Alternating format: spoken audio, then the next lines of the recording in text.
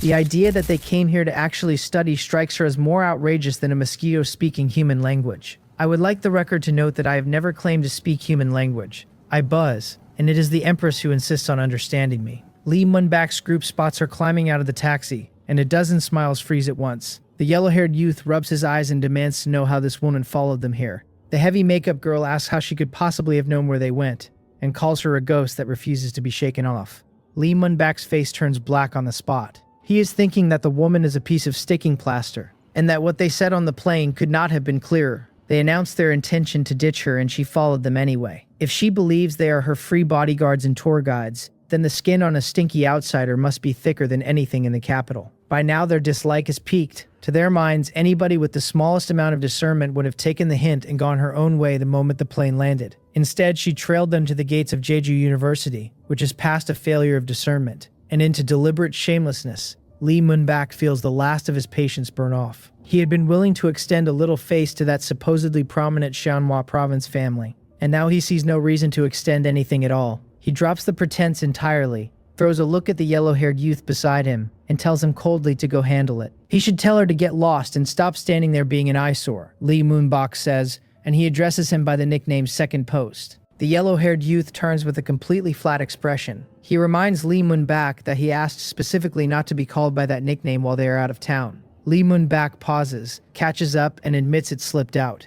Then he instructs Guyang Eun-hak to go handle it, which is apparently all the man wanted. Guyang Eun-hak, satisfied at last, turns toward Hyun with a cold glint coming up in his eyes and starts walking. He gets 2 steps. A hearty voice carries over from the entrance of Jeju University. It apologizes to Munbak for being held up and arriving late, and asks whether they have been waiting long. A young man in a white casual suit comes toward them with a broad smile, refined in his bearing and genuinely handsome. The entire capital group lights up and forgets Hyun exists, hurrying forward to meet him. Lee Munbak greets him warmly as young master Mokun-bi and insists they only just arrived themselves. The newcomer is Mokun-bi, vice president of the Jeju University Student Union, and he is not an ordinary young man in any respect. He is one of the top 10 prodigies in the whole of Jeju University this year, and a genuine 5th grade early stage spiritual mentalist. He is also a direct descendant of the Mok family of Jeju Island, one of the island's 10 great families. Mokshin of Gyeongdae University, whose defeat kept an entire jet entertained for an hour, is said to be his cousin. The 10 great families of Jeju Island run slightly behind the 10 great families of the capital in raw strength, and even so they are among the most powerful forces in the Federation. Their foundations are deep enough to be frightening, and in front of a person like that, even capital young masters like Lee Munbak risk no discourtesy. Mok Eun-bi laughs generously and calls Lee Munbak a true descendant of the Lee family of the capital, a talent to be reckoned with. The words are all polite formula, and something faintly contemptuous moves behind his eyes. A pack of capital fops is his private assessment, useless from end to end. They are about to enter their 2nd year, and their highest spiritual power realm is 3rd grade mid-stage. First-year students at Jeju University generally arrive at 3rd grade early stage, and the better ones hit 3rd grade mid-stage straight out of enrollment. Measured against that, the group in front of him is painful to look at. He is stuck with them regardless. The prominent capital families behind these people all hold interests tangled up with Jeju Island, and Lee Munbak's family in particular donated a considerable sum to Jeju University. Now the whole pampered lot of them has turned up under the banner of study and exchange. The university has to give their families face, which means somebody had to be sent to greet them at the gate. Mok Eun-bi is that somebody, and inwardly he would like to curse, because this is nothing but his cultivation time being set on fire. As vice president of the student union, he has to finish the task the school leadership handed him, so he keeps the cordial smile welded on and works through the pleasantries one guest at a time. After enough mutual flattery to fill the sidewalk, he smiles and gestures them toward the gate. They should go in for a tour, he says, and the testing grounds at the Formation Academy are already prepared and available whenever they like. The group thanks young Master Mok Eun-bi enthusiastically. Then, as everyone starts to move, his gaze happens to fall on Hyun standing alone off to the side. Confusion flickers across his face, and he asks whether that young lady is with them. Lee Munbak remembers, all at once, that he still has a nuisance stuck to his shoe. His face darkens and he throws another look at Guyang Eun-hak, who understands it perfectly.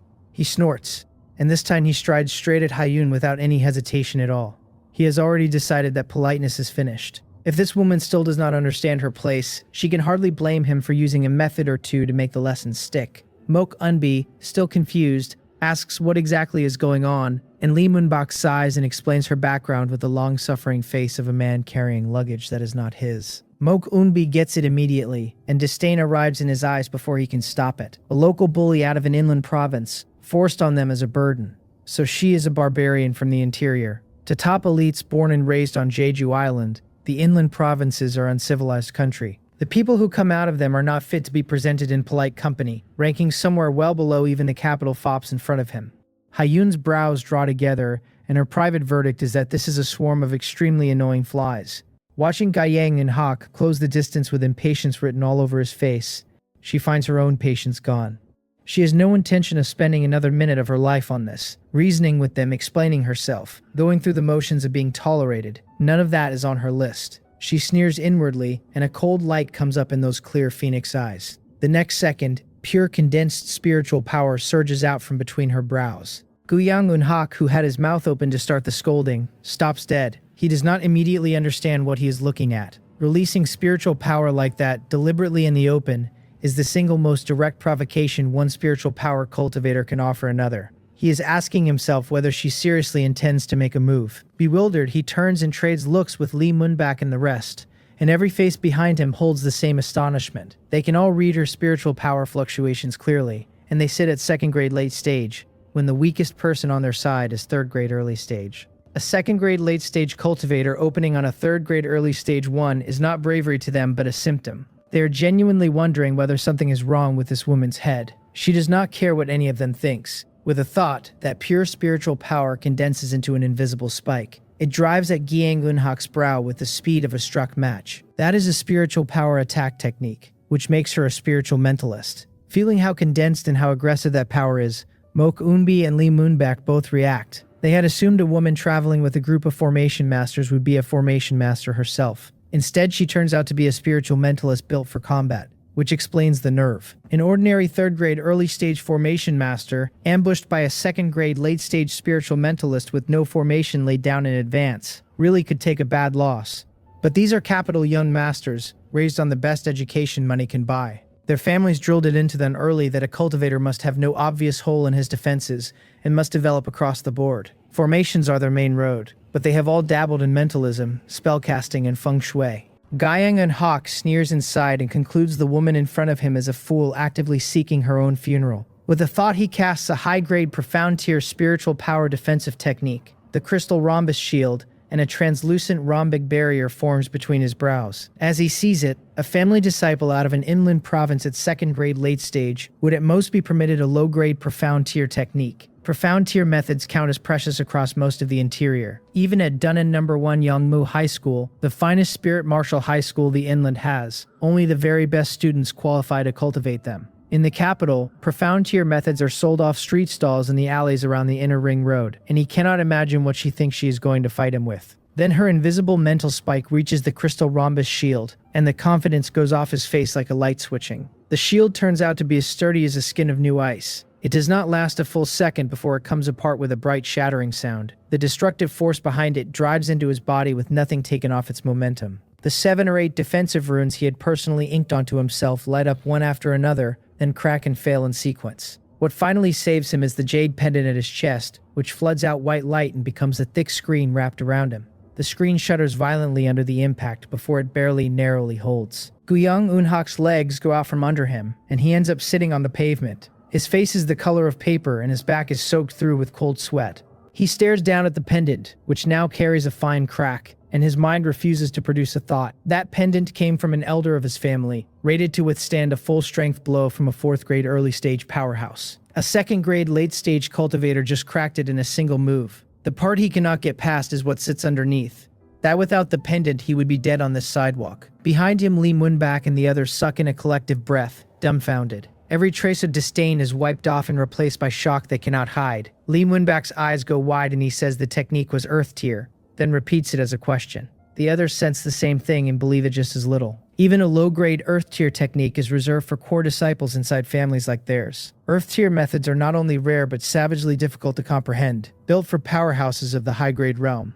Comprehending one below that realm demands the sort of insight that does not occur naturally, and even at Yongdae University whole crowds of geniuses fail at it. This woman is 2nd grade late stage, which raises the question of what exactly is going on inside her head. Mok Eunbi is surprised enough to look at her properly for the first time. A second-grade late-stage cultivator just ended a third-grade early-stage one in a single exchange. Cross-rank ability like that would be called genius on Jeju Island, or in the capital without anyone laughing. Gyeong Eunhak and his friends are indeed useless scions who cannot stand next to the true prodigies of the capital. That comparison cuts both ways though. Take any one of them individually and drop him into a province like Manhwa, and he would rank among the top 100 talents there. Lee Moonbok swallows and asks who she actually is, and why he has never once heard the name. The others exchange glances and arrive at the same place. This woman's identity is nothing like as simple as they assumed. Across every inland province, the number of people capable of that kind of cross-rank combat is tiny, and inside Xianhua province there would not be 5 of them. None of them has ever heard of a spiritual mentalist genius of that caliber emerging from the interior at all. A talent like that would be cherished by the Federation like a national treasure, with Hwacheon University and Gyeongdae University both offering direct admission. Background would stop mattering, since she could become a capital young master on her own merits. Which raises a much stranger question. They cannot work out what she is doing on Jeju Island, or whether the Federation would even permit her to come. Suddenly, her decision to attach herself to their group and slip in quietly makes a great deal of sense. Along with the understanding comes a crowd of new doubts, and they stand there trading looks over all of it. Hyen studies a dozen people wearing the faces of people who have seen a ghost, and feels nothing at all. This is exactly the effect she was after. Being read as a gifted spiritual mentalist with a short temper is enormously better than being read as an outsider burden anyone can push around. At minimum, it saves her a great deal of pointless trouble later. She stops paying attention to the yellow-haired man on the ground and ignores the complicated stares aimed at her back, walking straight over to Mokun B. Under his slightly narrowed, distinctly startled gaze, she takes the forged study exchange certificate out of her pocket. She holds it up and says lightly that she is here for the study exchange conference as well, and asks whether she may go in now. Mok Eunbi takes a beat of blank shock before he answers. 1 minute earlier, forget these documents, she could have produced a handwritten letter from the governor of Cheonhua province, and he might not have looked at it. She was a barbarian from the interior, and offending her would have cost him nothing, since whatever power stood behind her was never going to reach as far as Jeju Island. The situation is not the same anymore. His face opens into a gentle, enthusiastic smile, and he welcomes her warmly as a fellow attendee of the study exchange conference. He apologizes for the earlier oversight and asks her not to take offense. He is not stupid, and he has no interest in manufacturing an enemy for free, because there is no bad blood between them and no sense in offending a spiritual mentalist with that much potential. It goes exactly that far and no further, because not giving offense is one thing, and courting her is another. The spiritual power talent she just displayed is genuinely astonishing, and it still falls well short of the point where Mok Eunbi would need to curry favor with anyone.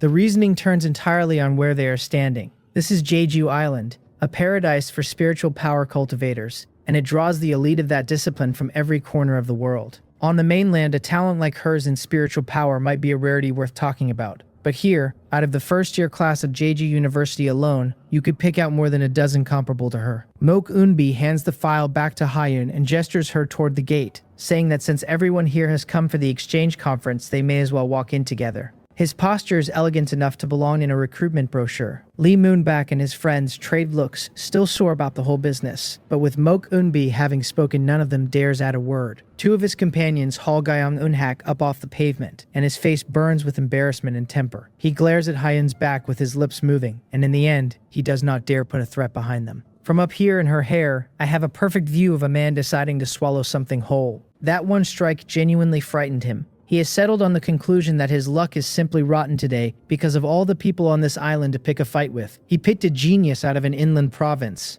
Across the Federation's 20-odd inland provinces and their billions of people, only 300 or 400 talents a year are good enough to be scouted by the top academies of the capital. Those odds are worse than a lottery ticket, and he cannot work out how he beat them. What eats at him more is that a loss to a genius of that level leaves him nothing to do about it. Asking his family to take revenge is not a serious thought. None of those old men would offend a top-tier talent with unlimited potential over a playboy embarrassing himself in public. And he would be lucky to escape with only a scolding. So the group walks in through the gates of Jeju University with something sour hanging over all of them, and the air changes the instant we cross the line. Inland universities feel like furnaces, blood chi running thick and spiritual energy churning in every direction. This place feels quieter and sharper at once, a field woven out of nothing but spiritual power. Students line both sides of the road, and nearly every one of them carries a faint halo sitting between the brows. On some of them, the spiritual power has gone solid, turning into tiny runes or points of light that flicker on their foreheads and warp the space around them. Lee Moonbak and the capital young masters gawk at all of it like tourists. There is some excuse for them, because this is the only spiritual power cultivation holy land in the world and none of them has seen it before. Hayun does not look at any of it. She turns to Mokunbi and asks him, straight out, to take her to the testing center of the Formation Academy. The request lands strangely because Mok Unbi and Lee Moonbak both glance at her in surprise, and it turns out that is exactly where the whole group is headed. Mok Unbi raises his eyebrows and asks, with a bit of amusement, whether she wants her spiritual power talent tested as well. The Formation Academy is the largest academy in Jeju University, and its testing center holds the finest instruments, formations, and specialized artifacts in the world. There are dozens of projects inside it, and to push students to cultivate, the school hangs absurdly generous rewards on every one of them. Meet a set standard or break a record left by a predecessor, and the reward is yours. The richest rewards belong to the projects that measure spiritual power talent, and the highest of those is a legendary heaven-tier high-grade treasure, the Soul Sea Seal. That one is symbolic encouragement and nothing more. It has been hanging on the board for over 200 years without a single claimant, so nobody counts it as real. The reason Lee Moonbak's group came straight to Jeju University off the plane is those testing rewards, and ordinarily students without enrollment here cannot take part at all. The university makes an exception for visitors on the study exchange program who may pick any project they like. On top of the reward for the project itself, they collect an extra one from the school. Free money that arrives in a nice box is not the sort of thing a pack of pampered scions is going to walk past. Hayun nods and says plainly that she wants a testing reward. Lee Moonbak and the others exchange a look that means they knew it, because to them she is exactly the kind of inland girl who would come running at the smell of a prize. What none of them knows is that the reward she came for is the one everyone in this school treats as a legend. Mok Unbi smiles and says it is no trouble, since they are all going the same way, and he leads the whole group off toward the Formation Academy without another thought. The school has already granted these exchange guests their privileges, so escorting one more body along the path costs him nothing. Meanwhile, I am tucked in her hair, and I am dying. Every student walking past me registers as a moving source of spiritual power giving off an aroma I can taste. The ones with their spiritual power condensed into solid runes are not students to me at all. They are a banquet laid out on legs. The last time I got anything that good was the practical assessment back in Gang City. That unlucky soul was only a first-grade late-stage spiritual mentalist, and he still handed me a very respectable jump. The students here run third grade as a baseline, and there is no shortage of fourth or fifth grade cultivators walking around loose. If I could drain the substantialized spiritual power out of a third-grade spiritual mentalist, or a fourth-grade one, I would take off on the spot. There is more. My senses keep catching faint ripples of the realm of understanding on people as they pass. Earth intent here, thunder intent there, water intent a little further down the path. If I drained a spiritual mentalist who had comprehended a natural intent, my own progress might not climb so much as detonate. I rate the odds of that working as very high. I have been folded into this woman's hair for an entire day, and it is starting to feel like a coffin with better ventilation. I cannot hold it in. I push an impatient thought down the blood contract and tell her I cannot take it anymore, that she should let me out to stretch, just for a little while. What actually arrives in her mind is closer to a live wire. The Empress's footsteps hitch. A vein comes up on her forehead, and she splits off a thread of thought and answers me with the flat seriousness of a woman reading out a sentence. She tells me absolutely not, unless I want to die today. We are on the Hellgate list and could be marked by assassins at any hour, and a bounty of over 1 billion White Eagle coins is enough to tempt high-grade experts out of retirement. In front of people like that, she says, 100 of us together would not be enough to kill. She keeps going before I can argue. If I go out now and expose that she is a beast tamer that lands right next to her cover as a gifted girl out of the inland provinces, anyone with a working brain could guess who the two of us actually are. Passing herself off as a spiritual mentalist is the safest choice she has. After a pause, she adds that my own appearance cannot be exposed either, and she means it more sharply than the first part. On Jeju Island right now, there absolutely cannot appear a mosquito that is both intelligent and strong, or we get targeted regardless of what she is pretending to be. Her record at Gang City Youngmu High School is an open secret by now, and across all of Suimyeong there are countless people who know she contracted a white-striped mosquito. Whoever posted the bounty on her head knows it too. And a detail like that goes into the listing, so I am not allowed to be a mosquito. I fall silent and start thinking, and she takes the silence for surrender and lets out a small breath of relief. I will admit her reasoning is airtight. Disguising herself as a spiritual mentalist is the correct move, the safe move, the move I would make in her place. But I am not spending the entire Jeju Island arc parked in a woman's hair like a decorative pin. I am the protagonist of this story. There has to be a way, and about a moment later my compound eyes light up, because there is. I rub my forelimbs together and tell myself I should have thought of it hours ago. Genius. Honestly. Hyun feels the surge of glee come down the contract, and a very strong sense of foreboding lands on her all at once. She starts to ask me what I think I am doing, and she is already too late. A black shadow lifts off the top of her head and vanishes into the high sky, moving fast enough that nobody within 100 meters registers a thing. Mok Eunbi keeps talking. Lee Moon-bak keeps nodding. Not one of them notices that the woman beside them just lost a passenger. The corners of her eyes twitch and her fists close hard. In the half second before I left, she instinctively reached for the coercive authority of the blood contract to pin me in place, and it failed.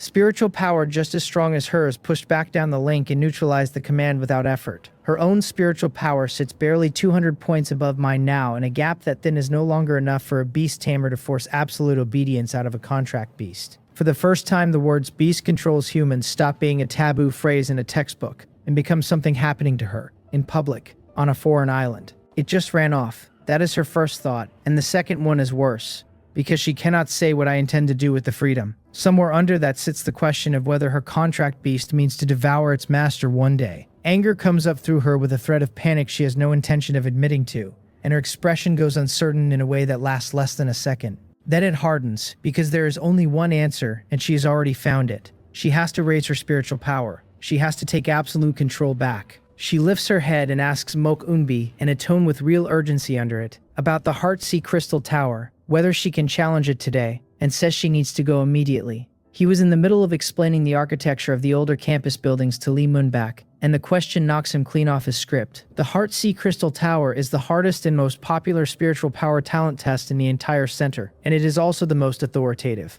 It is a tower of empty space manifested wholly out of divine sense. Divine sense is the top of a very long road. On the path of spiritual power, the higher the grade, the more condensed the power becomes, until in the end it turns solid. When spiritual power crosses into king rank, it goes back to the beginning and becomes intangible again, remade as soul power. At the Emperor realm, soul power can become substantial once more and reach into the laws themselves. Push it one final step past that, and it sublimates into divine sense, where a single thought creates whatever the thinker wants. The Heartsea Crystal Tower is a parting gift from a legendary alumnus of Jeju University, a man who now stands among the Federation's emperors, remembered as the Phantom Sea Spirit Emperor. The tower has 9 floors, built to measure and to sharpen the spiritual power talent of the young. Every floor cleared gives the challenger a baptism of divine sense, tempering their spiritual power, toughening the soul, and leaving behind fragments of insight from an emperor-level cultivator. The further up you get, the more generous the reward, and clearing the 9th floor is supposed to hand over the ultimate prize, the heaven-tier high-grade treasure called the Soul Sea Seal. That last part is a story people tell.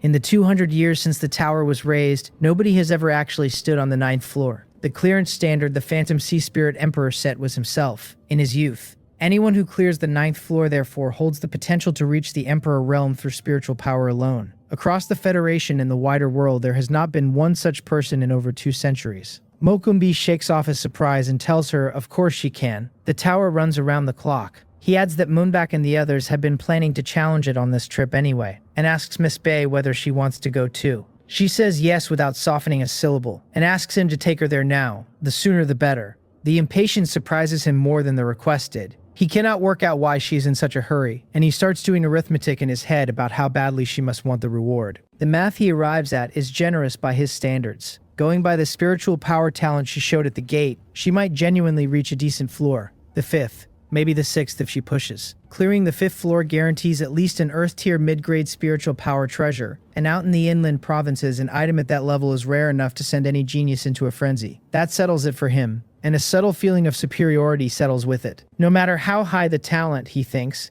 the vision and the background are still missing. Lee Moon-bak and the capital young masters catch the exchange and share a knowing look, having landed in exactly the same place. Getting this worked up over an Earth-tier mid-grade treasure strikes them as the most inland thing they have ever seen. Across campus, a barely visible black shape cuts an arc through the high sky and drops into a quiet grove. I land on a leaf, fold my wings, and take my first unsupervised breath in a day. Freedom. Temporarily out from under that woman, which is the sweetest phrase in any language. Her caution is not wrong, I know that perfectly well, and playing it safe is the correct choice for our situation. It is also not happening. A protagonist does not spend an entire trip suffocating inside somebody's hair like an accessory pinned there for luck. As long as a spirit holds out, there are always more solutions than problems, and keeping her beast tamer status hidden while keeping my mosquito shape hidden is not some unsolvable riddle. Anybody could do this. I already have the whole plan built. I take a lap of the grove and turn up a few long-dead wild cat carcasses, then run them through the system's recycling function. The system reports the recycling as successful and credits me 28 points of life essence, spread across the entire swarm that is a drop in a bucket, barely worth the walk. Spent on one single lackey, though, it is more than enough, and my mood improves immediately. I sink my consciousness into the molten insect hive and tell the system to open the modification interface for swarm evolution.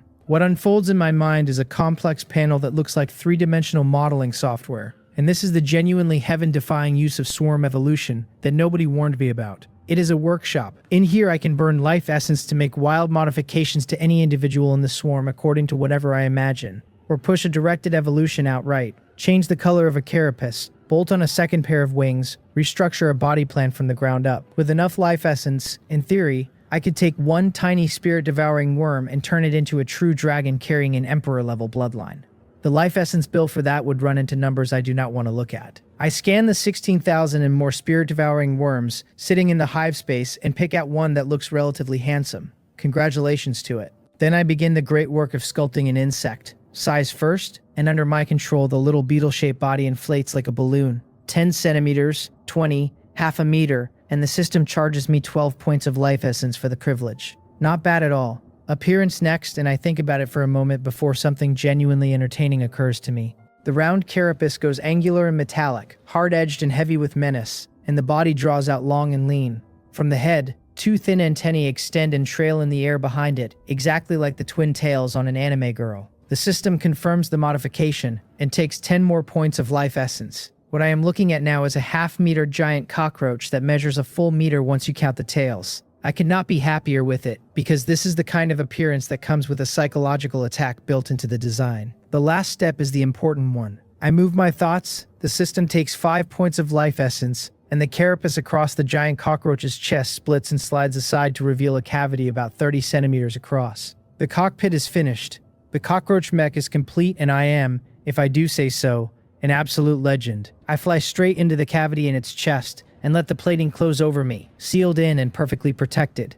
Through my spiritual link with this lackey, the outside world arrives in my mind exactly as if I were looking at it with my own eyes. I can work the limbs and the antennae as freely as my own wings.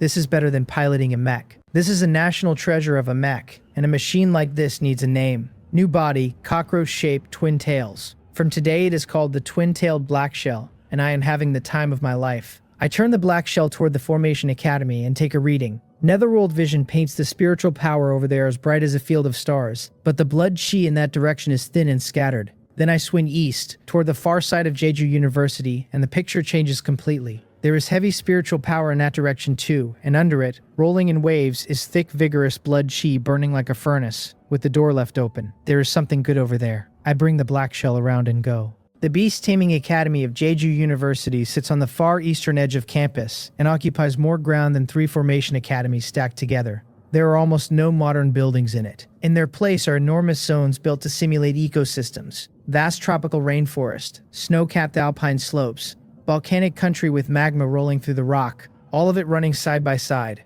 The teaching philosophy here has nothing in common with the inland schools. The faculty believe that keeping contract beasts shut in beast-taming bags all day erodes their wildness and their spirit. The only way to draw out a beast's potential they hold is to let it grow, compete, and survive in something as close to nature as money can build. So the contract beasts here are essentially free range. In the simulated rainforest, a student in a Jeju University uniform is walking a quiet forest path alone with her ponytail swinging, looking for something. She does not notice the tiny white striped mosquito riding the hem of her pleated skirt. That is me. In this form, getting into the most heavily guarded zoo on the island took no effort worth describing. Deep in the trees, I detach without a sound, drift to a corner nobody is watching, and put out a thought. Space ripples faintly and the twin-tailed black shell appears in the grass out of nowhere, magnificent and completely ridiculous. I crawl into the cockpit with my heart hammering. From this moment, I am an ordinary, mildly handsome mutant cockroach contract beast, belonging to the Beast Taming Academy of Jeju University. And next comes the part I have been waiting for, which is the buffet.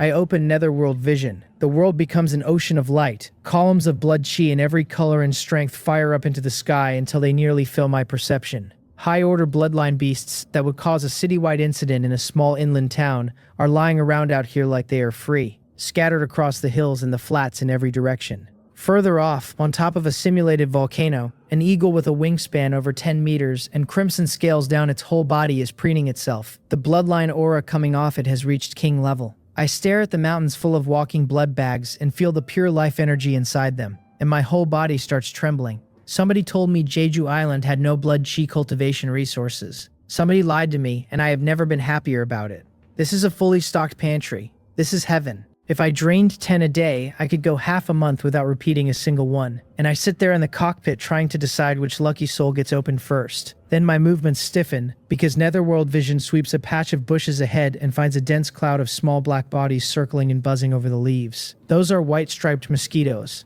Dozens of them, maybe hundreds. My brain short-circuits for a moment. This is a simulated tropical rainforest, so of course it has mosquitoes. If I sat in my original white-striped mosquito form and mixed in with the locals, who on this campus could possibly pick me out? Which raises the question of why I recycled corpses, burned life essence, and spent all that time sculpting a cockroach mech. That is doing it the long way for nothing. I stand there in a half-meter armored insect body and quietly question my life choices. Then, on second thought, it is not wasted at all. The black shell hands me an identity, and the identity is the point. As the contract beast of some beast taming academy student, I can move around this academy in the open, and that opens the second half of the plan.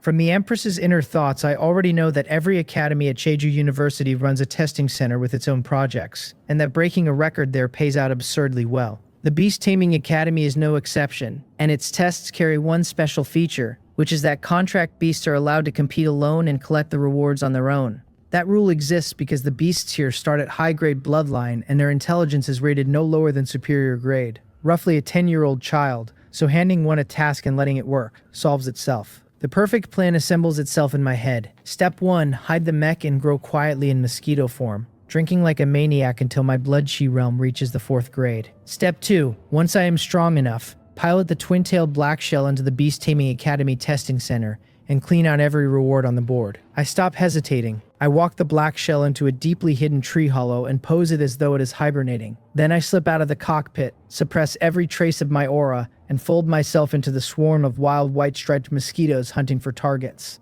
Buffet time officially begins.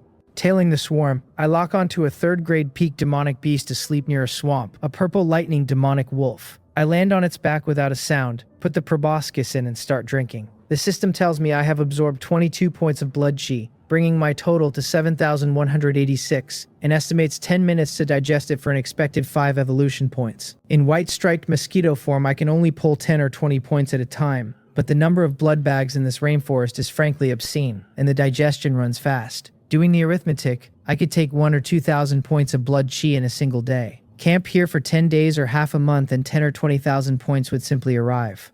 That efficiency almost matches what I was getting from King Grade Essence blood, and I know better than to compare them straight across. Back when I was drinking King Grade Essence blood, my realm was too low and my body could not survive the torrent, so every session did real damage. Most of what I absorbed went straight into the system repairing me, and the fraction I actually kept was probably under a 1/10. This gentle grazing is small per mouthful and lands at 100% utilization. Once I hit the 4th or 5th grade and my body can take it, King Grade Essence blood will be 100 times better than this. Until then, I intend to level myself up on free refills. I lie there on the wolf and drink, mouthful after mouthful, and life is good. After 7 or 8 pulls, the sleeping wolf finally works out that something is wrong. It snaps its eyes open, shakes its head irritably, and the itch and sting in its neck tells it exactly what it has been bitten by. It brings up a paw crawling with purple arcs, and slaps its own neck, and instead of the satisfying squash it expects, a bolt of sharp pain shoots up through the paw. The purple lightning demonic wolf lets out a shriek, clutches the paw, and hops in circles with its eyes watering. I lift off its neck at a leisurely pace, look at the swelling already starting, and enjoy myself thoroughly. Buddy, do you understand physics at all? That is the physical strength of the Blood Furnace Realm's 2nd rotation compressed into 1 centimeter of surface area, and the pressure it generates is not something your paw was built to argue with. The only reason it did not punch straight through is that you are weak. None of this is available to the purple lightning demonic wolf, which only knows it slapped a red-hot steel needle, and it stands there trembling and howling something I decline to repeat. Hyun's group has reached the testing center of the Formation Academy by then. On the central square, a 9-story pagoda stands 100 meters tall, built entirely out of some unknown glazed crystal. It is silent, and it pours out a spiritual pressure that presses on the soul rather than the body. This is the famous Heart Sea Crystal Tower. It is the middle of summer vacation, and the ground in front of it is still packed and noisy.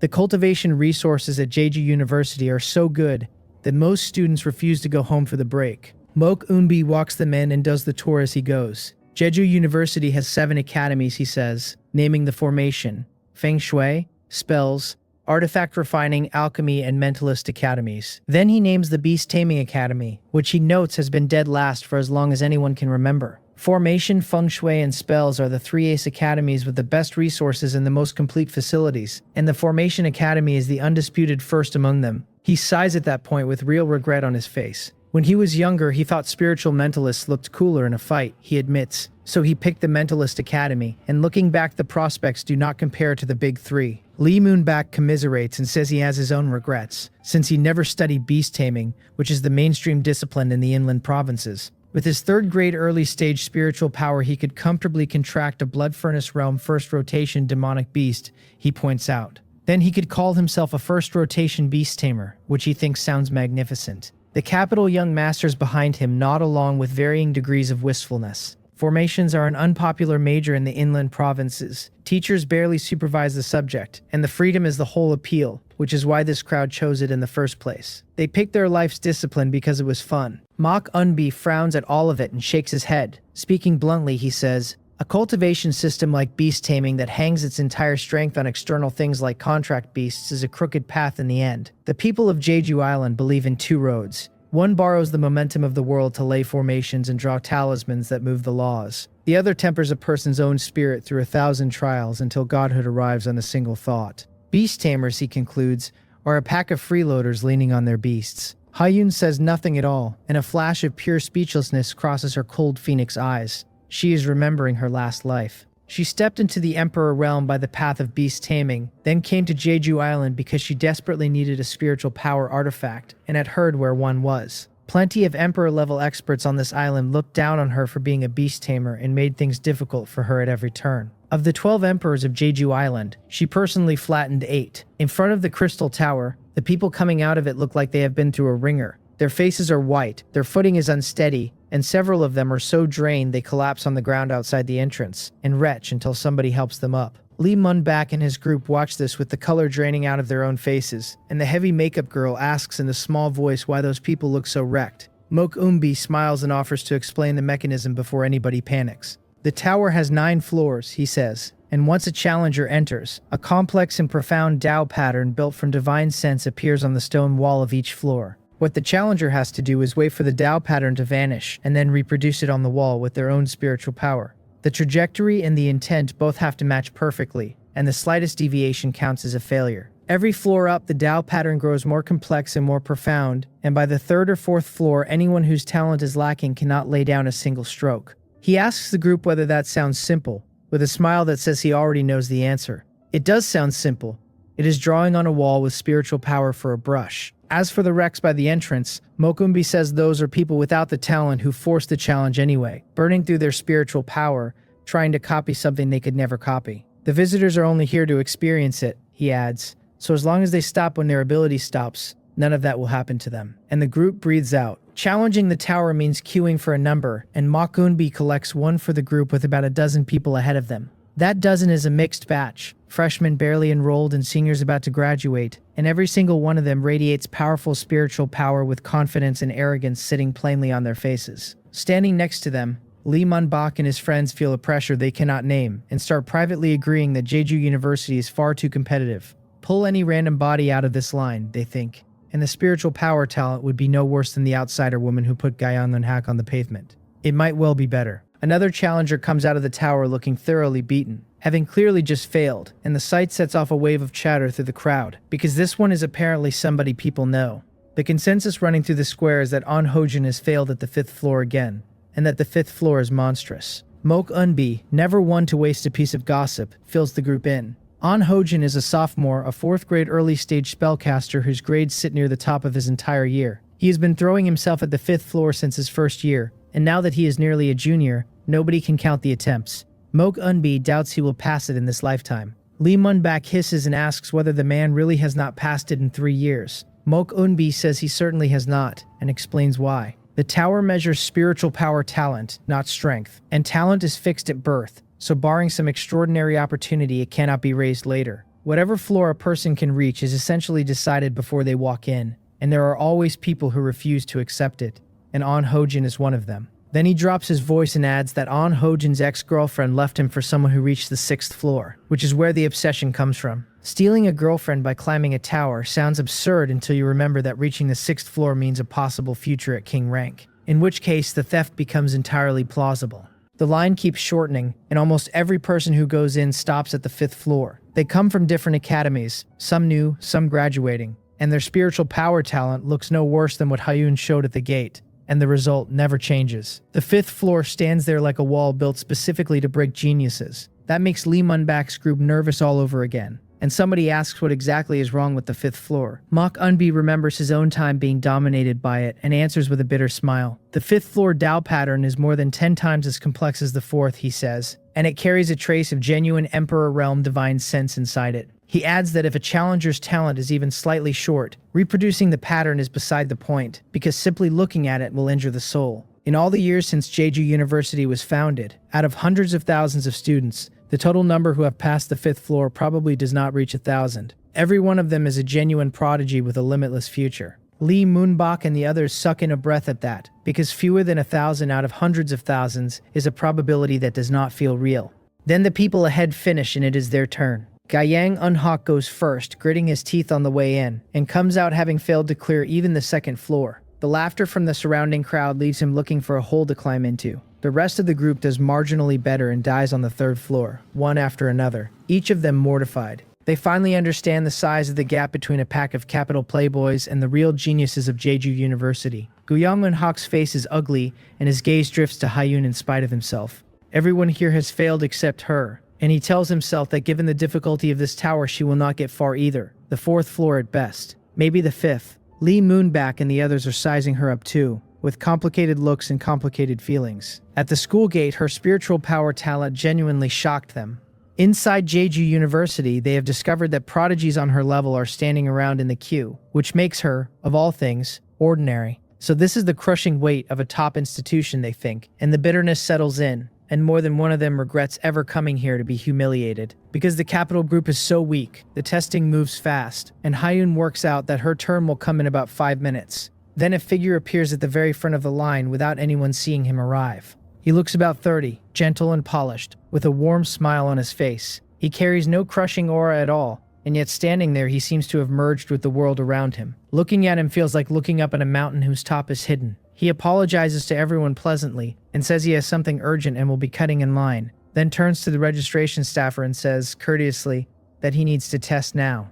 The staffer takes one glance at him, stands up with visible respect, and nods hard without offering a single word of objection. Several of Lee Mun-bak's group have not tested yet and are stunned at the sight. One of them mutters that the man just walked to the front, and asks whether that is not a bit contemptuous of the rules. The complaint dies immediately because the spiritual power pressure rolling off the newcomer is unfathomable and terrifying, and none of them dares make a sound. Once the man is inside, Mok Unbi tells them helplessly not to be angry, since nobody here is going to stop that person from cutting in line, and suggests they wait a little longer. Facing their confused looks, he explains that the man's identity is genuinely special. His name is Heo Chanbong, a graduate who stayed on at the school, and the reason he stayed is that Jeju University intends to make him a professor. Back when Heo Chanbong first enrolled, Mok Unbi says he was already a top prodigy who dominated his entire generation, and through 4 years of university almost nobody managed to even see his back. 10 years on staff later, he has reached the 7th grade realm.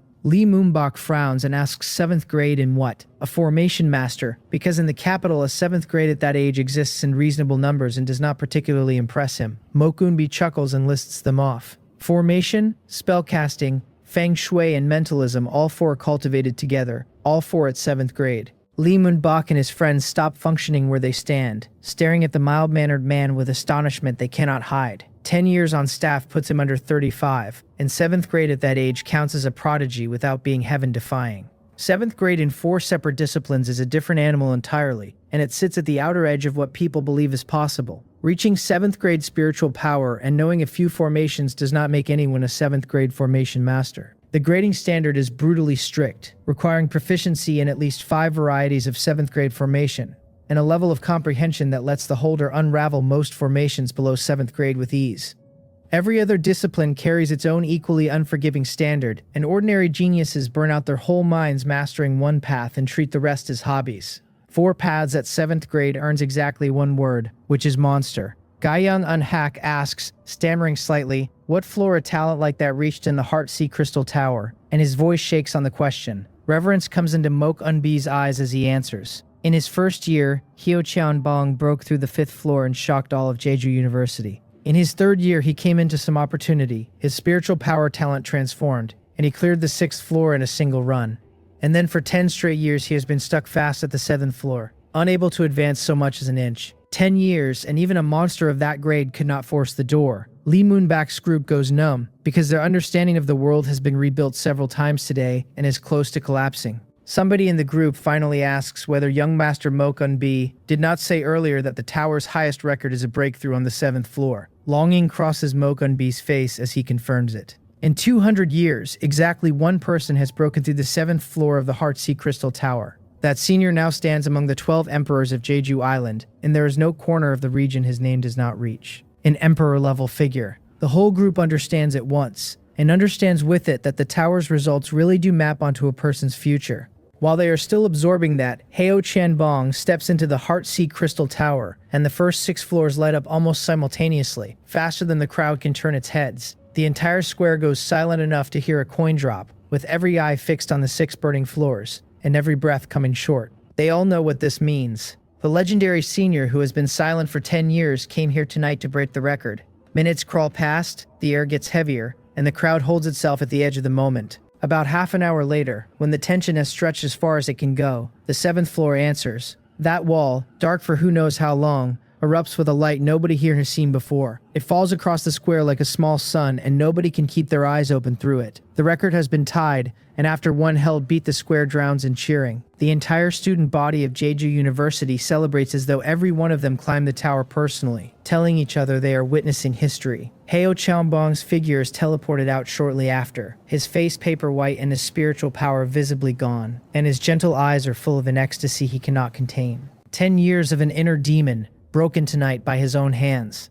People swarm him from every direction, congratulations and flattery pouring over him in waves. In the middle of all that noise, one figure looks entirely out of place. Hayun glances at Hyo Cheonbong standing there surrounded like a returning hero, and there is not a ripple in her cold phoenix eyes. She takes a step. In a corner where nobody is looking, she walks quietly into the Heartsea Crystal Tower, which has just gone still again. She carries one thought in her head, about the Soul Sea seal on the 9th floor and who it belongs to now. Back in the simulated rainforest, a tiny white-striped mosquito is drifting between the trees, scouting the next target. What is that woman doing? I catch the edge of it through the blood contract, enough to tell that she has walked into somewhere with an extremely profound spiritual power field around it. The distance is too great for anything more, and her inner voice has dropped out entirely, so I have no idea where she went.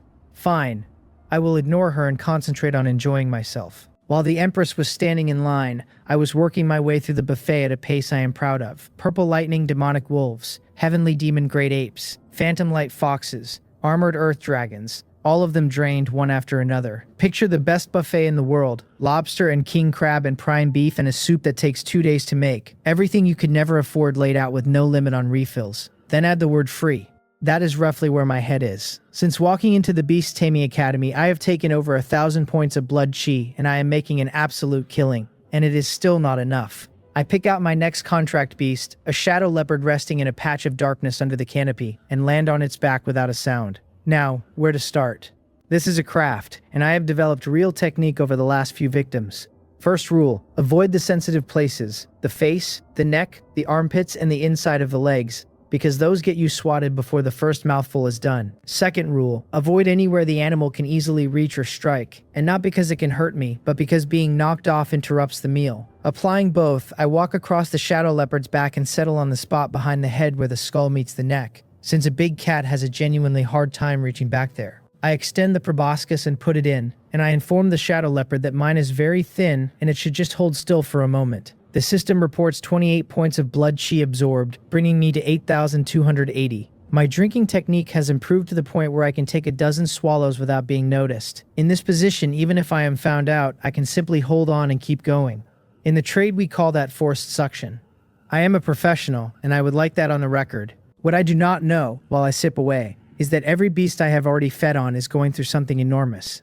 By the edge of the swamp, the purple lightning demonic wolf is crouched low and letting out growls that sound both pained and delighted. Inside its body, the impurities in its bloodline are being burned away by the trace of soul-devouring nether flame left behind after my meal. I never injected the nether flame deliberately. A residue of its aura simply stayed in the wound, and that residue has gone to work. Because nobody is controlling it, the invasion of the soul-devouring nether flame is agonizing even in that tiny amount, and at the same time the purple lightning demonic wolf can feel its bloodline evolving under it. Pain and pleasure at once, and mostly pleasure because the sensation of a bloodline climbing is worth any amount of burning. Then, right in the middle of it, the scorching aura inside its body simply stops. The impurities were only half cleared. It had evolved a fraction of the way and the process quit on it. The feeling that leaves behind is unbearable, like ants swarming under the skin, and the animal's instinctive hunger for evolution rears up and demands more. Then it notices that the aura is still somewhere nearby. Its eyes light up. A third-grade peak beast is nowhere near my level of intelligence, but it holds basic logical reasoning, roughly what a 10-year-old manages, and it works out the important part on its own. Find the source of that aura, and it can keep stripping away impurities, and keep evolving. The purple lightning demonic wolf throws back its head, howls long and loud with purple light flickering in its eyes, and leaps away to hunt for the trail of the soul-devouring nether flame. It is not alone. All across the Beast Taming Academy, the Heavenly Demon Great Ape, the Phantom Light Fox, the Armored Earth Dragon, and every other beast I have fed on is going through exactly the same sequence. They are swinging through the canopy, tunneling under the earth, flickering between shadows, and every one of them is hunting for the thing that helped it evolve. Inside the Formation Academy, the first floor of the Heart Sea Crystal Tower is lit with a faint glow, because Haiyun is in there climbing it. Nobody notices. Every eye outside is still on Heo Chambong, because clearing the 7th floor is a guaranteed road to the Emperor Realm. From the moment he stepped out of that tower, he stopped being merely a future professor. He is exhausted and the bearing he gives off has changed anyway, an assurance that has nothing to do with his cultivation and everything to do with what he now knows about himself. People surround him in rings, strangers and acquaintances alike, all of them wanting to be remembered. Lee Moonback's group is in there too, having thought him impressive before, and having badly underestimated by how much, because the Emperor Realm would make him a serious figure even in the capital. The heavy makeup girl gazes at him with her eyes shining and wonders aloud whether Senior Heo remembers them, since they were the ones who let him cut in line. Guyang Unhack sneers and tells her she is dreaming, then stops because bringing up the Q has reminded him of something. He asks where Beijiha went. Somebody asks who that is. Guyang Unhack says she came with them and that it was nearly her turn to test. Then it clicks for the speaker, who admits he never looked at the files properly and did not even know her name. He asks whether she has actually gone into the tower for her test. Lee Moonback turns and sees the first floor of the Heart Sea Crystal Tower lit up, which means somebody is inside. He pauses, then shakes his head and asks what the point of going in now would be, since she can hardly think she is going to break Heo Chambong's record. He tells them to let her do whatever she wants and mess around all she likes, and the whole group forgets her again and goes back to elbowing into the crowd. Then a commotion runs through the square and the crowd parts to open a path. Through it come Dean Pio Hongmu of the Formation Academy and Dean Ryu Jianmian of the Mentalist Academy. Behind them walk Dean Ma Deok Chang of the Feng Shui Academy and Dean Yo Miran of the Spells Academy, and behind all four comes the president of Jeju University himself, Yang Sujong, a Peak King rank expert. 4 of the 7 deans have come out, and the president of the university has come with them in person, which is a display of weight nobody expected. These are people who normally carry themselves like monuments, and tonight all of them are warm and easy. Heo Chanbong spots them in the crowd, walks over and bows slightly, greeting the president and the deans, and his posture is unchanged while his tone is noticeably more measured. Yang Sujong claps his shoulder like an uncle and tells him 3 times over that he has done well. He says Heo Chanbong really did it and did not let him down. The 7th floor of the Heart Sea Crystal Tower has stood uncleared for longer than anyone can count, and Heo Chanbong is only the 2nd person in school history to manage it. His future has no ceiling. The pride in his voice is entirely genuine, because this is his own student. Dean Pio of the Formation Academy adds, smiling, that clearing the 7th floor is something the old men on the faculty could never do, and that he is glad he never competed with this generation. Another dean says that goes without saying, since clearing the 7th floor guarantees the Emperor level, and that Jeju Island is about to gain another emperor. A third announces that regardless of anything else, he intends to host a victory banquet for Heo Cheonbong tonight at the best restaurant on the island. Personally, the deans stand around him talking and laughing as though they are peers, and there is a distinct note of getting in early on a favor. Watching it, the crowd understands exactly what clearing the 7th floor is worth, because a man who was a graduate on staff this morning is now somebody the president and 4 deans are courting. Then, without any warning at all, an indescribable pressure settles over the entire square. The air feels like it is frozen, and every voice cuts out at once. In the sky above the tower, a blurred figure gathers itself together, surrounded by faint ripples that are not wind but the laws bending. An emperor-level figure. President Yang shakes the pressure off first and cries out in shock that the Flame Emperor has come in person. As his voice lands, the figure above them solidifies into a man. The visitor is one of the 12 emperors of Jeju Island, and he is the last legend to have cleared the 7th floor of this tower. His gaze sweeps the square and stops on Heo Cheonbong, and as his eyes soften, every trace of the pressure vanishes. He tells him he did well, that he had not expected anyone to clear the 7th floor after him, and that the little fellow is quite good. His voice is calm and carries the natural authority of an emperor without raising itself at all. Below him, the president and the deans hurry the crowd into a formal welcome. Voices go up calling out to the Flame Emperor and saying his personal visit is an honor for the whole academy. Even Heo Cheonbong, who has been composed through all of it, feels his heart slam. A future emperor is a fine thing to be called, and a living emperor standing on the ground in front of him. Nobody nearby expected to see one of these with their own eyes on an ordinary night, and the whole square is faintly stunned. The Flame Emperor comes down to the ground and tells them to drop the formalities. He explains that he felt somebody tie his record in the Crystal Tower and made the trip from thousands of miles away to take a look. 220 years went by, he says, before anyone managed it. He wonders aloud when the next time will be, and wonders even more who will ever break through the 8th floor. And there is nostalgia under the words. President Yang steps up quickly and tells him there is no need for regret, since the difficulty of the tower is obvious to everyone. That existence stated personally that clearing the 8th floor demands spiritual power talent with the potential for the Emperor realm. In this era, the president says, such a thing most likely no longer exists, so the record will probably stay where it is. The Flame Emperor agrees, and says that even in his own day he only managed 2 steps onto the 8th floor,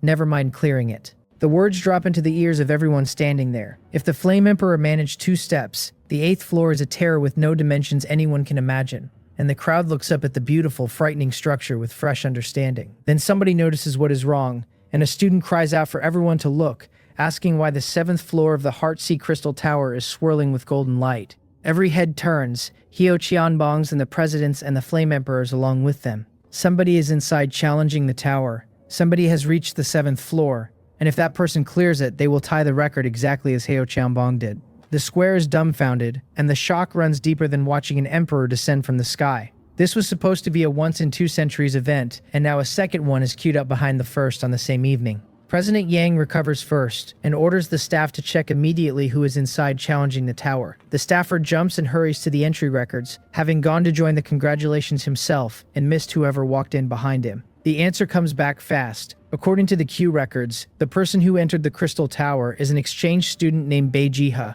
An exchange student, somebody repeats. The staffer adds that she came with that group over there, and points at Lee Munbak's crowd, and every gaze in the square swings onto them, the Flame Emperors included. Lee Munbak nearly sits down on the pavement.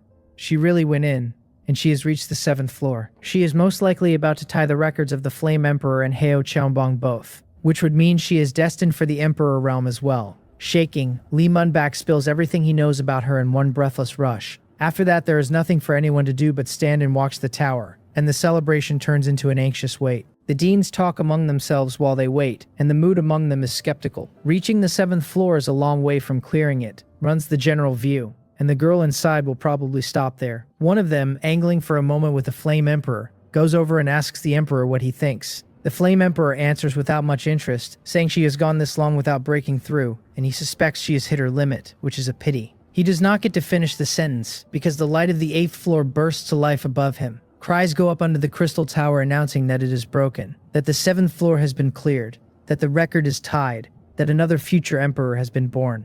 Heo Cheonbong tying the record was shocking on its own, and having somebody do it a second time within the hour is something else entirely. The same question runs through every mind on the square, which is who exactly this exchange student named Bae Jiha is. Even the Flame Emperor's eyes flash with shock. He shakes his head and remarks that this place is overflowing with extraordinary talent tonight, then says they should all head to the tower's exit together and welcome the second future emperor of the evening. He's genuinely curious, and his suggestion carries an assumption inside it, which is that Beiji-ha stops here. Past the 7th floor, a challenger stepping onto the 8th is crushed almost at once by the sheer weight of spiritual power there.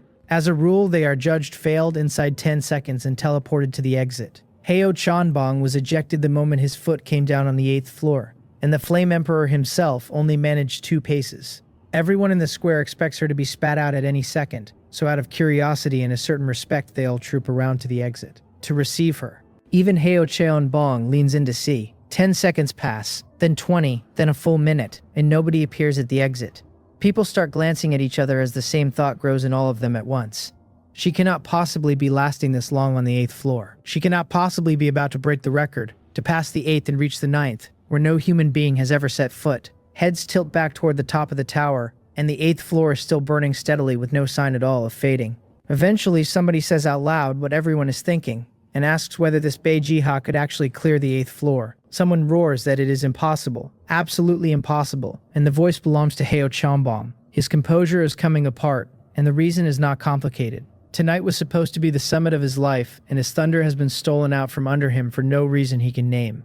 A tied record he could have lived with. If she passes him and takes the record outright, everything he did tonight becomes scenery behind somebody else's portrait, and there is not a man alive who would hold together under that. He keeps returning to the aloof girl he saw when he cut the line, asking himself whether it was her. She looked ordinary, he thinks, with nothing to her but a decent bearing. The idea that he randomly cut in front of the single most heaven-defying person in the queue feels less like coincidence than like a trap built for him. He does not want to believe it, and he refuses to believe it. His outburst has drawn a lot of eyes, so he pulls himself together and explains that he only means the 8th floor is genuinely hard. Even the Flame Emperor could not pass it, he says, which makes it that much more impossible for Beiji-ha. The Flame Emperor glances at him and reads every bit of what is underneath, and as it happens, his own opinion has not changed. Holding out on the 8th floor this long is already highly commendable, he says, and this person will certainly reach the Emperor realm in future, perhaps even its peak. But this is the limit, he adds, because the terror of the 8th floor is beyond their imagining. The crowd agrees completely and without hesitation, since questioning the judgment of one of the 12 emperors of Jeju Island is not a thing anyone in this square is prepared to do. Then a voice cuts across the whole square, sharp and warped by shock, telling everyone to look, because the 9th floor has lit up. The Flame Emperor's jaw comes open, and his first private thought is that the tower could not have waited until after he finished speaking. A second later, he understands what a lit 9th floor actually means, and rises straight into the air, staring at the Heartsea Crystal Tower without blinking. The 9th floor is blazing. This light is nothing like the gold that came before it, because this light is iridescent. It throws itself outward in every direction at once like a spotlight with no fixed aim, punching up through the sky. Evening has already fallen over the island, which makes the effect impossible to miss. A wave of colored light spreads out like an enormous umbrella and covers the entire sky above Jeju Island, and anyone who looks up sees it. Across the island, countless people stop where they are. Most of them have no idea what they are looking at and pull out their phones to take pictures of it. A few of them think of something, and those faces go the color of people who have seen a ghost. Inside the Ko family, one of the 10 great families of Jeju Island, an old man appears in the air above the estate out of nowhere. He puts his hand into the colored light with astonishment all over his face. He says the 7-colored light has actually appeared, and asks whether that person's successor is about to emerge. He thinks for a moment and then sends out a voice transmission ordering somebody to prepare a gift and to head for Jeju University. The other households among the 10 great families of Jeju Island are just as startled by the sky, and each of them starts moving in its own way.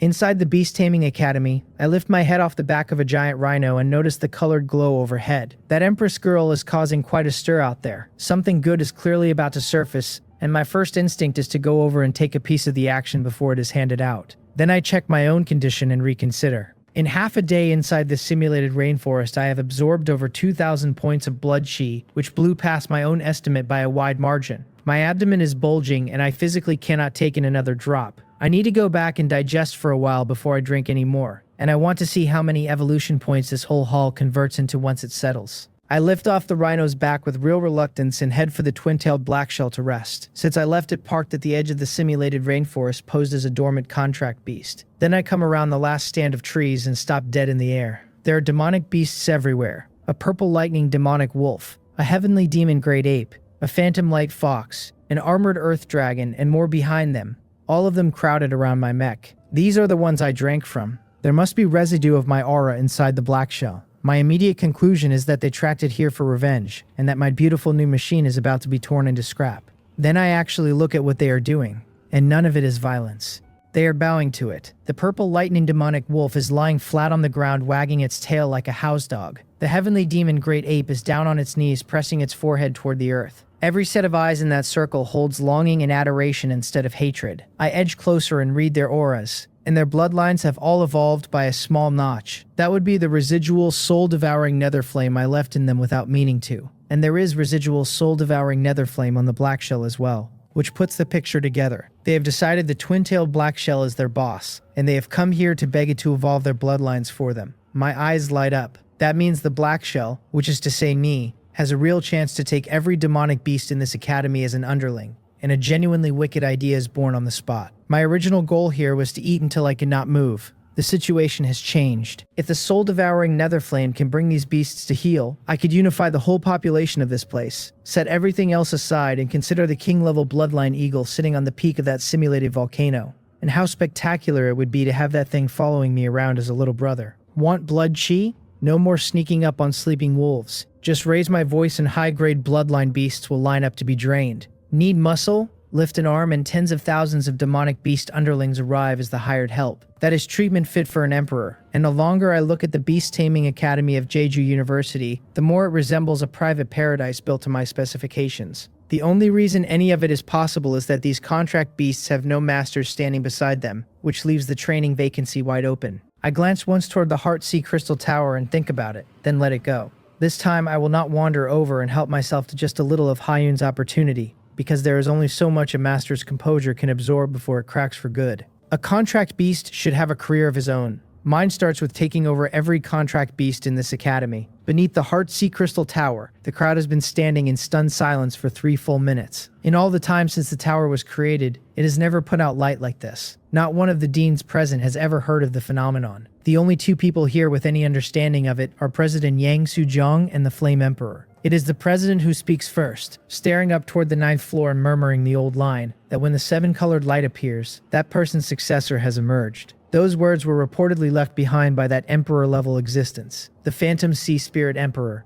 after he finished building the tower. An emperor's successor. Even the Flame Emperor's eyelids twitch violently at that. Beside him, Dean Pio of the Formation Academy swallows and puts the question everyone needs answered. Passing the 7th floor means a guaranteed emperor level in future, he says, so he asks what passing the 8th floor signifies, since Bejiha has already done it. Nobody up to now has been clear on what lies beyond the potential to reach the emperor realm. President Yang answers with 3 words, and the words are half-step emperor realm. The shock hits the square like a physical thing, and an uproar follows it. Half-step emperor realm means peak emperor level, and then it means something past peak emperor level, half a stride short of entering the emperor realm outright and taking the seat of a great emperor. The entire federation holds only 8 great emperors right now. Half-step emperor realm means ranking below those 8 alone, and above hundreds of millions of everyone else. Nor is half-step a ceiling, because it is only the guaranteed minimum, and while advancing into the emperor realm is unimaginably difficult, nobody would dare promise that a half-step emperor cannot make the last stride.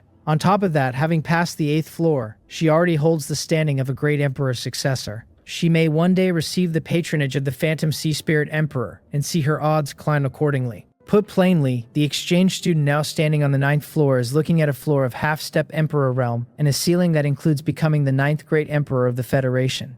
The word for that is quasi-emperor, and the people in the square swallow in unison. This has gone past astonishing and arrived at frightening. Then somebody makes it worse, blurting out the question of whether this Bejiha might actually pass the 9th floor. Passing the 9th floor means clearing it, conquering the Heartsea Crystal Tower completely. Everyone knows the legend attached to that, which is that clearing the 9th floor pays out the ultimate reward, the heaven-tier high-grade treasure called the Soul Sea Seal. Nobody has ever seen it, and there is no solid information about it anywhere.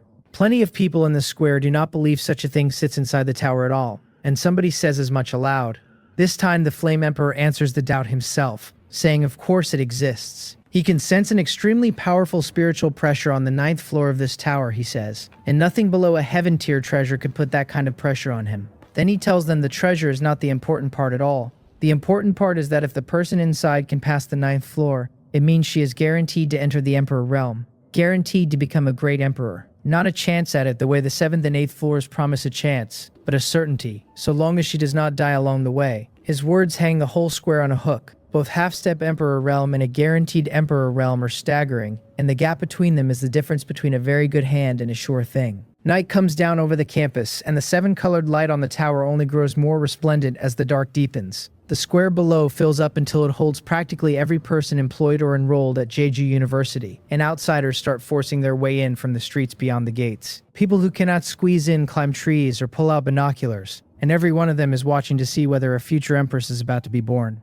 At the very front of it all, President Yang Sujong stands beside the Flame Emperor and asks him whether he thinks Bei Jiha can pass the 9th floor. The Flame Emperor gives him a cold look and tells him not to ask, because he does not know either. Off in a corner of the same square, Lee Moonbak and Gyeong Eunhak and the rest of the capital young masters look like men who have not yet woken up. Their heads are buzzing and none of them has fully come back to himself. The girl from some small inland city family, the burden they spent a whole flight trying to shake off, might become the 9th great emperor of the Federation. That is not a fact a person absorbs standing up. They started the day looking down on her, moved through apprehension, and have arrived somewhere with shock and disbelief and envy and jealousy and fear all knotted together. The effect on the group is closer to concussion than emotion. Gyeong Eunhak asks timidly whether Brother Moonbak thinks Bei Jiha might hold a grudge against them, given how they treated her earlier. Lee Moonbak shudders and says that cannot be right, that a future empress surely would not bother with people like them. And neither of them sounds convinced. Gyeong Eunhak suggests they slip away quietly, and admits he does not even want to enjoy Jeju anymore. Lee Moonbak tells him to go on and leave if he wants to. Witnessing the birth of a future empress with his own eyes is not a moment he intends to miss. Taking the same test on the same night as a future empress is something he plans to brag about for the next 10 years. There is one more person on that square in genuine misery, and it is Heo Chanbong. An hour ago, every eye here belonged to him, and Hayun was beneath anyone's notice. The positions have flipped completely, and the crowd has forgotten that a future emperor is standing among them at all. A future emperor is a magnificent thing until you set it next to a quasi-emperor, and it stops being worth mentioning entirely when set next to a future great emperor. He put in 10 years, a full decade of his life, to pass the 7th floor of this tower. His moment in the light lasted about as long as a struck match before somebody else took it off him. He stares up at the glow on the pagoda and his fists close hard. He tells the tower that Bei Jiha will not pass, and curses her not to pass. She will absolutely not clear the 9th floor, he says, and the reward waiting up there will be his sooner or later.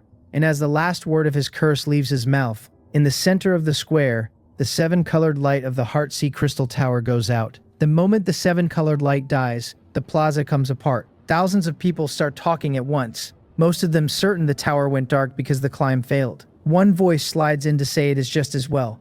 A girl out of some small inland city had no business carrying off a treasure of the Jeju Island Crystal Tower. Somebody hushes him fast and reminds him that even a failed climber is a half-step empress in the making, and that a loose mouth buys a short life. The talk spills off the plaza and across the island and into every forum thread that has been following the climb since morning. Beneath the Crystal Tower, the Flame Emperor and President Yang and the men around them change expression together. Nobody has ever reached the 9th floor before, so nobody alive knows what a sudden blackout is supposed to mean. One of them asks the Flame Emperor what he makes of it. He narrows his eyes at the dead tower for a long moment and gives his verdict, which is that it looks like a failure after all. Then he adds that a half-step Emperor realm in the making is astonishing enough on its own, and says they should go and welcome her. He does not finish the sentence. A low hum comes off the tower, and with it an aura of spiritual power so enormous that the word gentle does not cover it. The will inside that aura carries the weight of heaven, and for several hundred miles around the tower every living person bends. The Flame Emperor himself crouches with his head down and forces 2 words out through his teeth, naming it as Emperor Might. The pressure lifts as fast as it arrived, and the whole plaza scrambles upright to look. The Crystal Tower is burning with light again, and not one floor of it this time. Every level is running with treasure light from base to spire. A voice descends out of empty air like a decree read from an infinite distance. It says the 9 floors this seat built have finally been cleared by someone today,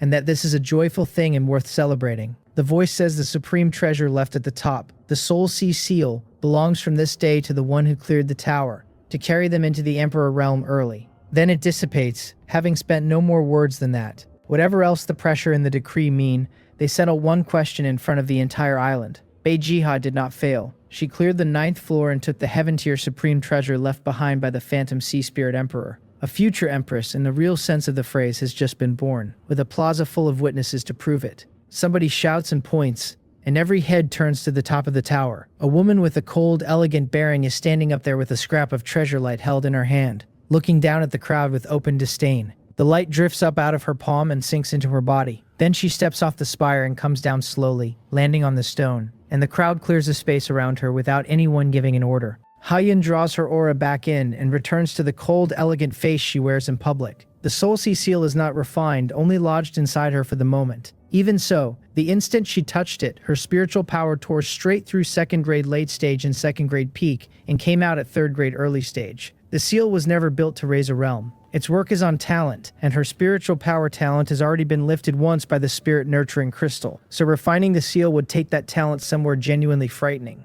What matters more to her is the consequence, because with talent like that, her cultivation speed will finally leave that damned mosquito eating her dust. She turns her head toward the Beast Taming Academy and wonders what the pest is tinkering with over there. Him slipping her control and going off to do as he pleased has been sitting badly with her for days. She is a future empress. She prides herself on losing to nobody, and the only creature that reliably hands her setbacks is her own contract beast. When he broke away, she felt frustration and a sense of loss for the first time in 2 lifetimes, along with a trace of something she has no name for. So she makes herself a promise to cultivate until she has crushed him flat, and thinks that they will see how independent he feels next time. Beast controls human is not happening while she draws breath. A few thousand pairs of eyes are on her, and the Flame Emperor is the first one brave enough to step out of the pack. He congratulates Miss Bay on clearing the Crystal Tower, on earning the appreciation of the Great Emperor, and on walking away with a heaven-tier supreme treasure. She looks at him and remembers him. In her last life, this man was one of the 8 emperors she beat down after she reached emperor rank herself. She has no intention of repeating that here. She arrived on Jeju Island far earlier this time, and her cultivation is nowhere near enough to touch him. Beyond that, she wants to try a different approach, which is to put the forces and the resources of Jeju to work for her. Her reasons for coming to the island were 2, and the Soul Sea seal was only the first. The second is the Moke family. Mok Rimyeon ambushed her contract beast inside the examination's secret realm, and then had the nerve to shout threats at her while he ran. He has to die, or he becomes a flaw in her state of mind on the road to the Emperor realm, and she will not tolerate the smallest chance of such a flaw. At her current strength, she cannot go at one of the 10 great families of Jeju Island directly. She can perhaps aim the other 9 at them. She has never believed revenge is a dish best served cold. Anyone who runs their mouth in front of this empress is already most of the way to a grave, whoever they happen to be. So she nods at the Flame Emperor and tells him he is too kind. He wants to be on good terms with the future empress, and he opens his mouth to say so, and a voice rolls across the plaza and cuts him off. Not one voice. 10 of them come, one after another. The Namgung family, the Tae family, the One family, and the rest. Each announces itself as one of the 10 great families of Jeju Island, congratulates Miss Bay on clearing the Crystal Tower, and promises she will surely enter the Emperor realm. The last of the 10 to speak is the Mok family. The square goes up all over again. The consensus in the noise is that nobody on Jeju Island has ever seen an entrance like it, since the governor himself could not gather all 10 great families in one place on one afternoon. The only pity anybody can name is that Beijihao was not born here. 10 figures come down out of the sky and walk toward her with real deference. They are heads of families, with the men standing directly behind them, which tells the plaza exactly how seriously the 10 great families are taking this. Namgung Sak reaches her first, introduces himself as head of the Namgung clan, and says he has come specifically with a gift to congratulate her on the climb. A powerfully built middle-aged man, he pulls an exquisite porcelain bottle out of his robes. He explains that it holds the Namgung family's secret glazed pure pill, which richly nourishes the source of a cultivator's spiritual power and works wonders on a stalled breakthrough. He asks her to accept it as a token of goodwill. The glazed pure pill is an earth-tier spiritual medicine that belongs to the Namgung family alone, the finest auxiliary pill there is for climbing a spiritual realm. Raising a spiritual power realm is harder and more dangerous than raising a martial realm, and there are people who would beg on their knees for one of those pills and never see one. The eyes of everyone within range go wide. It is nowhere near over. The next man forward offers the Wan family's treasure, the Ice Heart mind-settling jade, which shields its holder from the interference of inner demons. After him comes the Sato family, with the Soul Infant Heart Protecting Pill. The rest file past in a line that starts to look like a race, all the way down to the Moke family and an Earth-tier spiritual secret technique. Hyun feels her heart move despite herself, and she smiles faintly and steps forward, thanking Clan Head Namgung, thanking Clan Head 1, thanking the Sato representative, taking each gift in turn. The family men smile back at her, because to buy goodwill from a future empress, these treasures cost them nothing worth counting. She takes the gifts of the first 9 and arrives in front of the 10th. This one is the second in command of the Mok family, Mok Dae-hong, who is Mok Rimyeon's second uncle and has come to stand for the family. She glances at him and reaches out for the Earth Tier Seeker technique in his hands. His smile is only beginning to form when her fingers open and the priceless thing drops and hits the stone. She tells him coldly to forget anything with the Mok name on it, steps over the technique where it lies, and walks back to where she was standing. The smile freezes on his face. Everyone within sight understands what just happened, because she accepted 9 gifts and refused the 10th in front of the whole island, and the word for that is not a snub but a humiliation. On an occasion of this size, the Mok family's face went down onto the stone with the book. He flushes red to the ears, and with the other 9 families and an emperor standing right there is not one thing he can do about it. The other representatives trade looks and start privately guessing at what grudge could be behind it. Namgung Sok steps in to smooth the surface over, saying he has heard she came from the inland provinces and asking how long she means to stay on Jeju Island. Then he invites her to the Namgung family, where they can give her the finest cultivation environment on the island. The others crowd in with invitations of their own.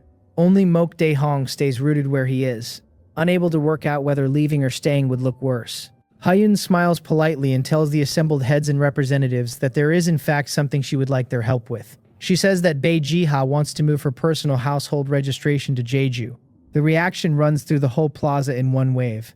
The family representatives, the Flame Emperor, President Yang, and the crowd behind them all stare, and then the shock turns over into something closer to greed. A future empress becoming a citizen of Jeju Island means the island is about to produce an emperor realm expert of its own, and Jeju has not seen one of those in 200 years. The arithmetic is obvious to every man standing there. If she does not transfer, she leaves in a few weeks, and whatever she becomes later has nothing to do with the interests of Jeju Island. If she transfers, they can pour resources into her without limit and expect a return. Her decision takes the hearts of every family in one stroke and will rearrange the power structure of the island. Whoever ends up with an empress at their back stops being one of 10 and becomes the greatest power on Jeju overnight. They fall over each other saying so. The Namgung family will handle the paperwork personally. The Wan family objects that it would be more appropriate coming from them and mentions a top-tier cultivation holy land. The Tae family raises the Thunderfall holy land. The enthusiasm around her multiplies tenfold in the space of a minute, and Mok Dae-hong is left standing in it like a post nobody wants to walk around. She gives him one cold look and laughs where nobody can hear it. Moving her registration under a forged name is only the first step of the plan. Revenge on the Mok family is not even the urgent part right now. The urgent part is finding somewhere quiet to absorb the Soul Sea seal, after which her spiritual power talent goes up tenfold. With the resources of the 10 great families feeding her on top of that, her spiritual power realm will leave that mosquito somewhere far behind and shrinking. She cannot tell where he has run off to, but the blood contract carries his mood to her whether she wants it or not, and the pest is having the time of his life. She decides to let him enjoy himself a while longer and sets herself half a month of cultivation without coming up for air. She accepts one family's invitation and refuses none of the others, since a forged identity makes it that much more wasteful to leave their resources on the table. She names the one exception out loud, saying that Bae Jiha will never set foot inside the Mok family. Any power on good terms with them, she adds, need not bother sending her an invitation. Then she leaves the plaza with the great families, and her hard cultivation begins. She is right about me, for the record. I am having a wonderful time. In front of me, in the simulated rainforest at the Beast Taming Academy, a crowd of demonic beasts is standing in a line. They run from 3rd grade peak up to 4th grade, and every one of them is looking at me with hopeful eyes. The system chimes to tell me I have absorbed 29 blood chi, and my total now stands at 8,688. I am honestly getting a little tired of the blazing fox, so I wave it off and call up the big cat behind it. The panel gives me another 31, which puts me at 8,719. Here is a fair question. A giant cockroach half a meter long is currently drinking blood chi out of a 4th grade early stage giant rhino on a patch of grass, and cockroaches do not come equipped with blood drinking mouthparts. So how is it drinking anything? The answer is that I thought of this while I was building the twin-tailed black shell, and I hollowed the insides of both twin-tail antennae into straws and finished the tips with tiny soft needles. The shell drinks through its antennae and pipes the take down to me in the cockpit, and it can run both antennae at once for a double draw. If the body does not come with the organ, you fabricate the organ. That is not cheating, that is engineering. Inside the cockpit, my belly is bulging out like a tick's. I have put away a great deal over the past half day, drinking and digesting at the same time. In a single afternoon, my blood chi has gone from 7,186 to 8,987. Evolution points are up a full 387. On top of that, one more decent mouthful puts me at 9,000, which is the third rotation of the Blood Furnace realm. Normally, a martial artist who enters the Blood Furnace realm spends that whole stage compressing, forging, and tempering the blood chi in his body. The point of all that labor is burning the impurities out until what is left is pure and solid. That is why a transitional realm gets treated as the most important one on the ladder. Crossing it is the jump from the low-grade realms into the mid-grade realms, and that jump is a change in the level of a life. I skip the entire process, since the blood that comes up my soul-devouring thorn is purified by soul-devouring netherflame on the way in, and arrives already pure and condensed. All I have to do is keep drinking. There is a second half to it. Tempering means a martial artist using his own spiritual will as a hammer on his own blood chi. Without a realm of understanding, nobody can hammer that blood to a perfect state. That is why the standard requirement is at least one realm of understanding at perfection before a martial artist can finish the crossing into 4th grade. I do not temper at all, and that is exactly why I can climb the ladder on raw accumulation while everyone else meditates. Comprehending one is still worth having, because the combat power it hands over is enormous, and my complete lack of one is the hole in my sheet I most want filled. Anyway, one more mouthful. The system tells me I have taken 29 more and I am sitting at 9,016.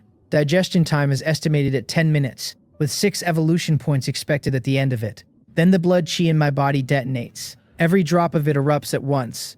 All that energy tangling and colliding and shattering and reassembling, and the process runs for a solid half hour. My blood goes through me like an angry dragon, and each circuit leaves the power in it a few degrees more frightening. The color itself changes from bright red to a dark gold with a metallic shine on it. The aura coming off me spreads across the clearing, and every 3rd grade and 4th grade underling standing around looks up with shock and something close to fear in its eyes.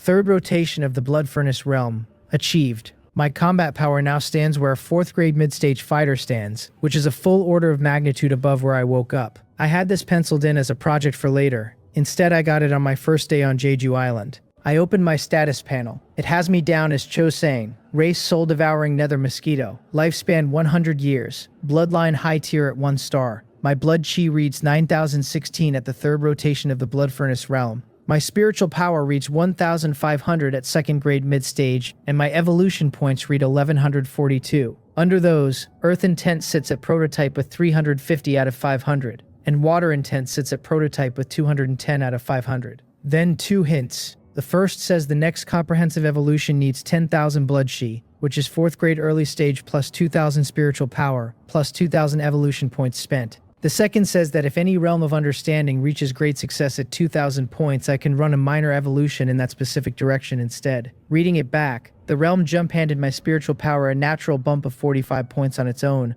which is what put me at 1,500. Against the gate, I am short about 1,000 blood chi, about 500 spiritual power, and about 1,000 evolution points. Blood chi is a joke in a place like this. I can drink whatever I like at the Beast Taming Academy and cover 1,000 points before dinner. Evolution points are the awkward one. There are 4 ways to get them. I can digest the blood I drink, or convert the life essence of spirit herbs and spirit medicines. I can kill enemies above my own level, or take the feedback that arrives whenever Hyun's own blood chi realm climbs. Covering 1,000 points on digestion alone would mean drinking 5,000 or 6,000 blood chi, and the volume is not the problem. The digestion queue is the problem. Killing enemies above my level is out, because there is nobody around here worth the trouble. Feedback from Hyun is out, because that woman is chasing spiritual power right now, and her blood chi realm is not going to move for a while, which leaves spirit herbs and spirit medicines. Jeju University is enormous, so it must have a spiritual herb garden somewhere on the grounds, and if by some miracle it does not, the 10 great families of Jeju Island certainly do. That is the plan then. Part of my evolution points come out of digesting blood, and the rest come out of somebody's medicine garden, which leaves spiritual power. Anywhere else in the Federation, that would be the hard one, because spiritual power is an ethereal thing,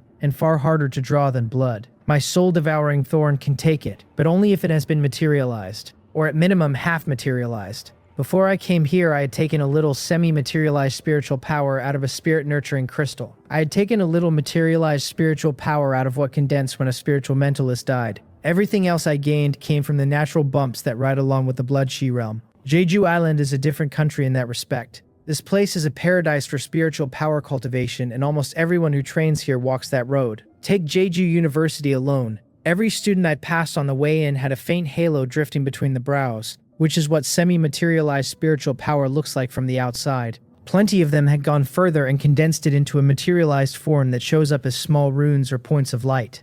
It does not have to sit between the eyebrows either, though that is where most of them wear it. So this campus is not merely stocked with blood bags, it is also stocked with spiritual power supplement packs, individually wrapped, and none of them have been told. After some thinking, my plan comes out in 3 parts. Part 1 is recruiting underlings.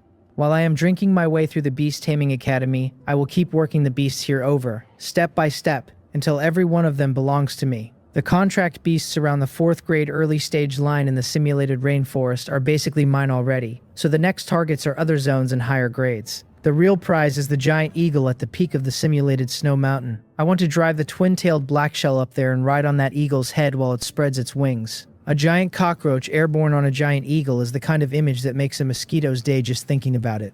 Part 2 is spiritual power. This many students carrying semi-materialized or fully materialized spiritual power is a delivery service somebody set up for me and forgot to bill for, and I am not letting it pass. The specifics are simple enough, which is that I take it quietly off the students, not much from any one of them, since training a person hard enough would set their cultivation back and get noticed, so a sip each. With a student body this size, a sip each is more than I could spend. Part 3 is evolution points. Find the spirit herb gardens at Jeju University or anywhere else on the island and drink the life energy out of the plants. As for how much, the answer is all of it, because comprehensive evolution is not the only thing that eats evolution points, and my skill upgrades want feeding too. So I dismiss the underlings, park the twin-tailed black shell in its dormant disguise, and let a small cockroach 20 times smaller than the shell crawl out of the cockpit. That is not a mistake in the count. It is the mini version of the black shell I finished building recently, and the reason for it is not complicated. The point is to keep my identity off the table and stay out of trouble I do not need.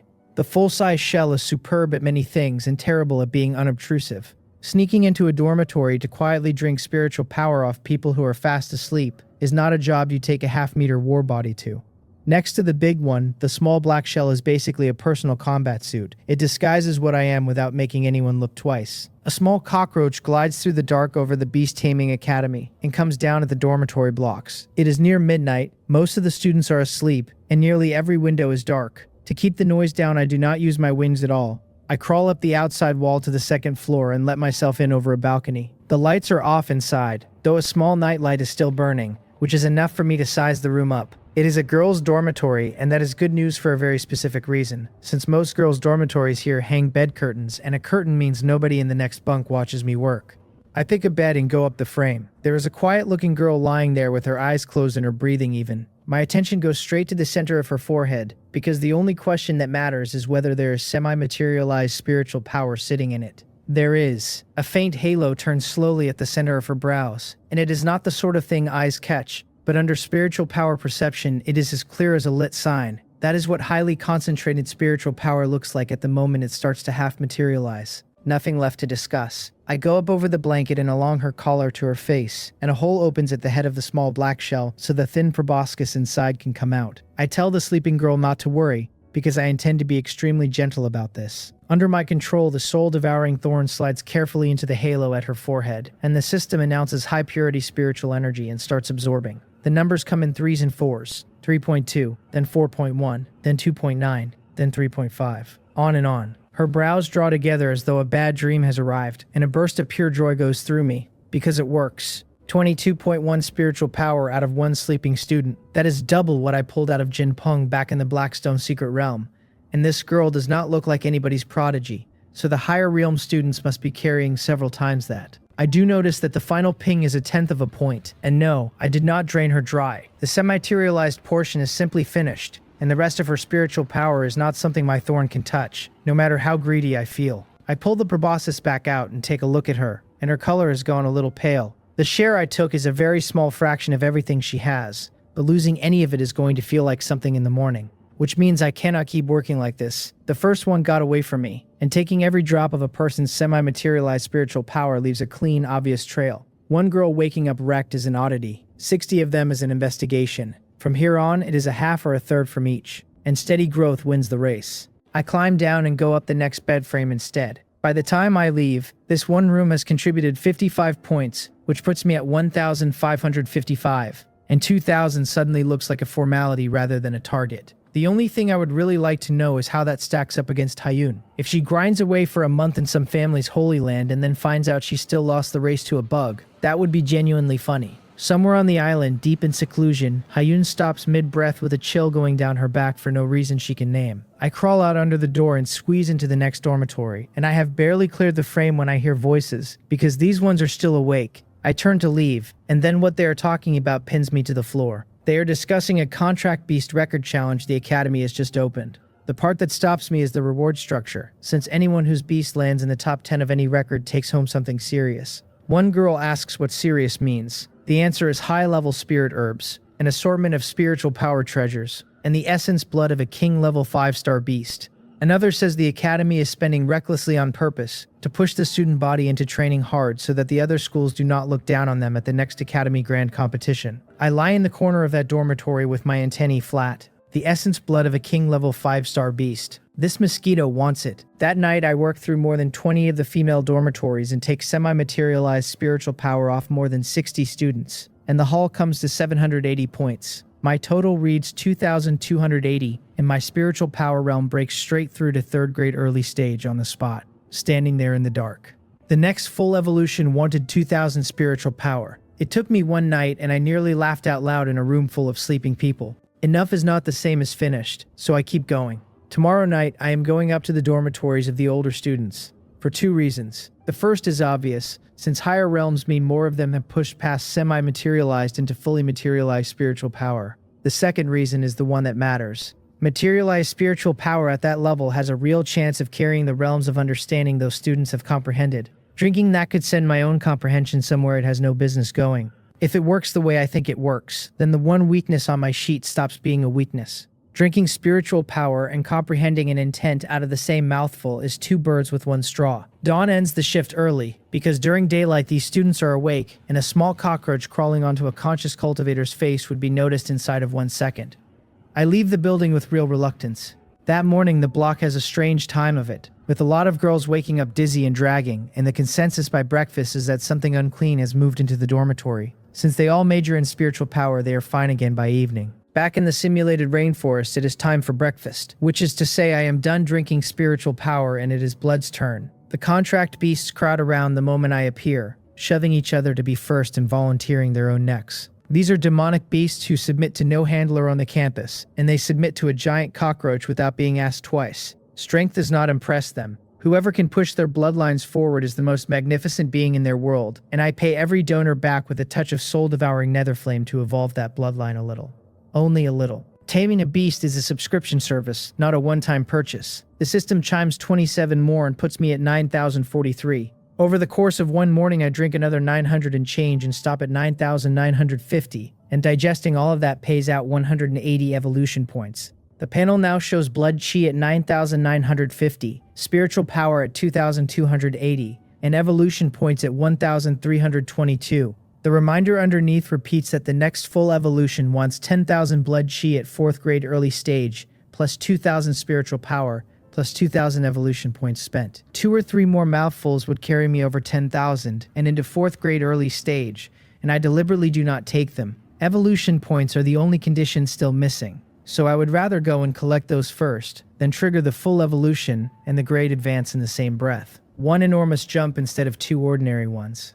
I rest a while in the rainforest and then head out again, and this time I am driving the full twin-tailed black shell and making no effort whatsoever to be discreet. The reaction along the path is unanimous, which is that nobody on this campus has ever seen a cockroach demonic beast that size, and nobody can imagine which lunatic contracted it. The boys mostly hold together, a fair number of the girls scream and scatter, and a few come genuinely close to losing their composure entirely. That cannot be helped, since some people are simply built to be afraid of cockroaches and snakes. I find all of it deeply satisfying. This is the exact value the black shell was constructed to deliver. Nobody makes a move on me though. At the Jeju University Beast Taming Academy, the contract beasts wander wherever they like, and no student or teacher is permitted to attack one on sight. The rule does not carve out an exception for a half-meter cockroach. I stroll across an enormous campus at my leisure and eventually find a venue about the size of a gymnasium. A steady stream of beast tamers is leading beasts inside, so I fall in behind them.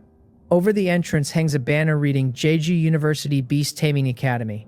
Contract Beast Record Challenge. So this is the thing the girls were talking about. I have been interested since the words essence blood left one of their mouths. Half the reason I came out today was to see the operation with my own eyes and work out what the challenge is and how a person enters it. I go up on my wings for a better angle. The hall is split into several zones, each with its own queue of beast tamers and beasts, each testing a different quality, and each staffed with assessment teachers and a bank of precision instruments. The rules come together fast. The challenge runs 5 days. There are 7 items, which are intelligence, attack power measured as destructive power, speed, defense, spiritual power, bloodline, and auxiliary ability. A contract beast may enter 1 item or several, and the top 10 on each record list take a reward. On top of that, whichever beast scores best across all items combined takes the grand prize. And inside the grand prize is the king level 5-star demonic beast essence blood I have already decided is mine. There is one extra condition, which is that only contract beasts below 5th grade may compete. The reason is sensible enough. Almost every beast on this campus is below 5th grade, and letting the big ones in would leave the rest with no chance and gut the whole point of holding it. I leave without a sound. I am entering. But not today. I am entering after I hit 4th grade and finish the full evolution, and with 5 days on the board, there is no reason to rush the schedule. The other errand today was the spirit plant garden, and by now I have overheard enough on the walk to know exactly where one is. Not the one on the Jeju University grounds, the largest one on the entire island, which is the Mok family spirit plant estate. The estate is one of the major industries of the Mok family, who are one of the 10 great families of Jeju Island. The spirit plant trade has always been among the most important businesses they run. They hold something close to a monopoly on the spirit plant and spirit medicine market across the island. They supply the inland provinces, and they export overseas on top of that. I only meant to ask around about the campus garden, and instead I picked up the estate. The word on the street is that the scale of the place is frightening, and that every kind of high-level spirit grass is grown there. They say the Mok family has spent years cultivating an 8th grade spirit grass somewhere inside. Bigger is better, obviously. Then the name catches up with me. Mok Rimyan, the kid who tried to ambush me in the Tri Province Joint Examination secret realm while I was already hurt. He escaped on some strange jade pendant his family handed him, and still found the time on his way out to shout threats over his shoulder. If he is a Mok of this Mok family, and a direct descendant at that, then the situation has become interesting. In that case, this mosquito is absolutely coming to your family's spirit plant garden, and this mosquito intends to eat well. I leave the challenge venue, find a deserted corner, switch down into the small black shell, and fly off the campus. Then I hit the street with its traffic and its crowds, and realize I have no idea which direction to go. Jeju Island is huge. Sweeping it with netherworld vision would take me until the next Lunar New Year. And the core difficulty is that a small cockroach cannot walk up to a pedestrian and ask for directions. I sit in the corner of the street, stroke my twin-tail antennae, think it over, and settle on the obvious solution, which is to hail a cab. You want to know how a cockroach hails a cab? Watch the mosquito lord work. I pick out an empty taxi idling at the curb and fly over. Door open, inside, door shut. One continuous motion, no wasted seconds. Up front, the driver hears the door and assumes he has a fare, so he asks lazily where to. Nobody answers him. He comes out of his slouch and checks the rearview mirror at an empty back seat. Then he jolts upright and informs the world that there is no possible way he is seeing a ghost in broad daylight. It gets worse for him from there. The phone mounted in front of the driver's seat wakes up on its own, opens the navigation app, and types out the Mok family spirit plant estate letter by letter. He grabs for the door and finds it will not open for anything. Having run out of options, he accepts the fare, addresses his invisible passenger as boss, confirms the destination, and promises to leave immediately if the boss would kindly not mess with him. Behind his seat, I settle in, thoroughly pleased with myself. That is how you hail a cab.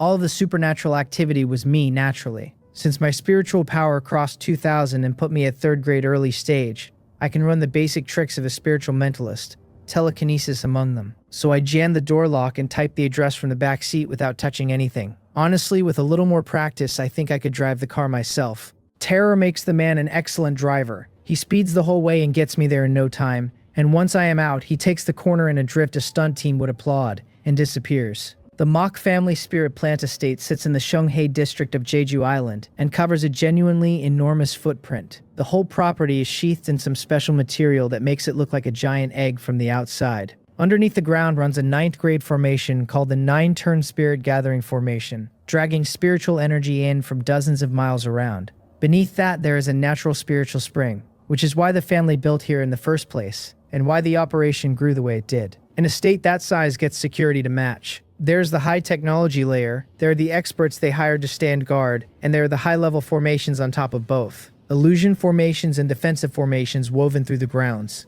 Since the day it opened, the Mok family spirit plant estate has never suffered a serious theft or a robbery worth the name.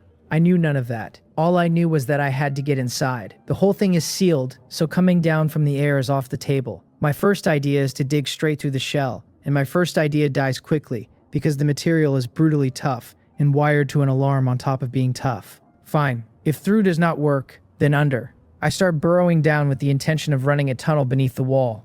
I do not dig it myself, obviously. First, I send a few insect underlings out of the molten insect hive to sit over the perimeter cameras and blind them. Then the rest of the hive pours out, and thousands upon thousands of insect-type demonic beasts sink a wormhole straight down into the earth while I supervise. Once the shaft is started, I have the camera detail drag some turf across the entrance to hide it, then settle into the grass on watch. The shaft goes down and down, 200 meters in. The defensive wall is still there beside us, which means this thing runs hundreds of meters into the ground. Keep digging. I refuse to believe they extended it forever, because whatever that material is, it is not free. With a full 16,000 second-grade peak insect underlings on the job, digging a hole is a trivial afternoon. And since every digger is tiny, the hole only needs to be tiny. At a depth of a full 1,000 meters, the underground wall of the Mock family spirit plant estate finally runs out. From there it is inward, and then up. Half an hour later, a hole under 5 centimeters across opens in the outermost ground of the estate, and 2 cockroach antennae come up out of it. Nobody in sight. Security confirmed. I stay down in the hole instead of climbing out and run netherworld vision from there, and 1,200 meters of the property lights up in my spiritual sight. Then I frown, because something is off. The vision is taking interference and going soft at the edges, and it blurs worse the further in it reaches, the way a shielded area blurs. Probably a spiritual formation laid specifically to stop outsiders looking in, which does say something about how seriously they take this place. So what?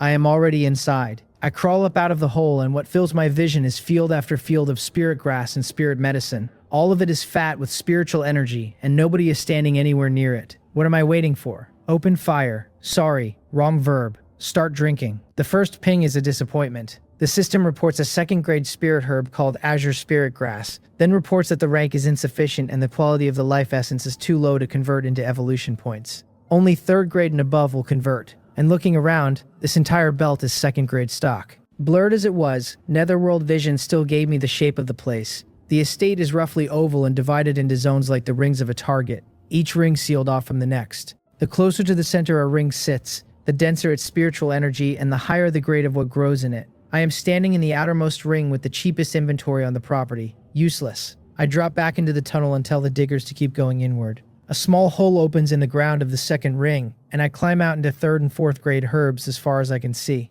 Scarlet sungrass, dew condensed orchid, 3-leaf spirit storing flower, and a good many I cannot name, though the energy coming off them is third grade or better without question. They have different effects, different uses, and a few of them are outright poisonous. To me, they are one single item with one single name, and that name is evolution points.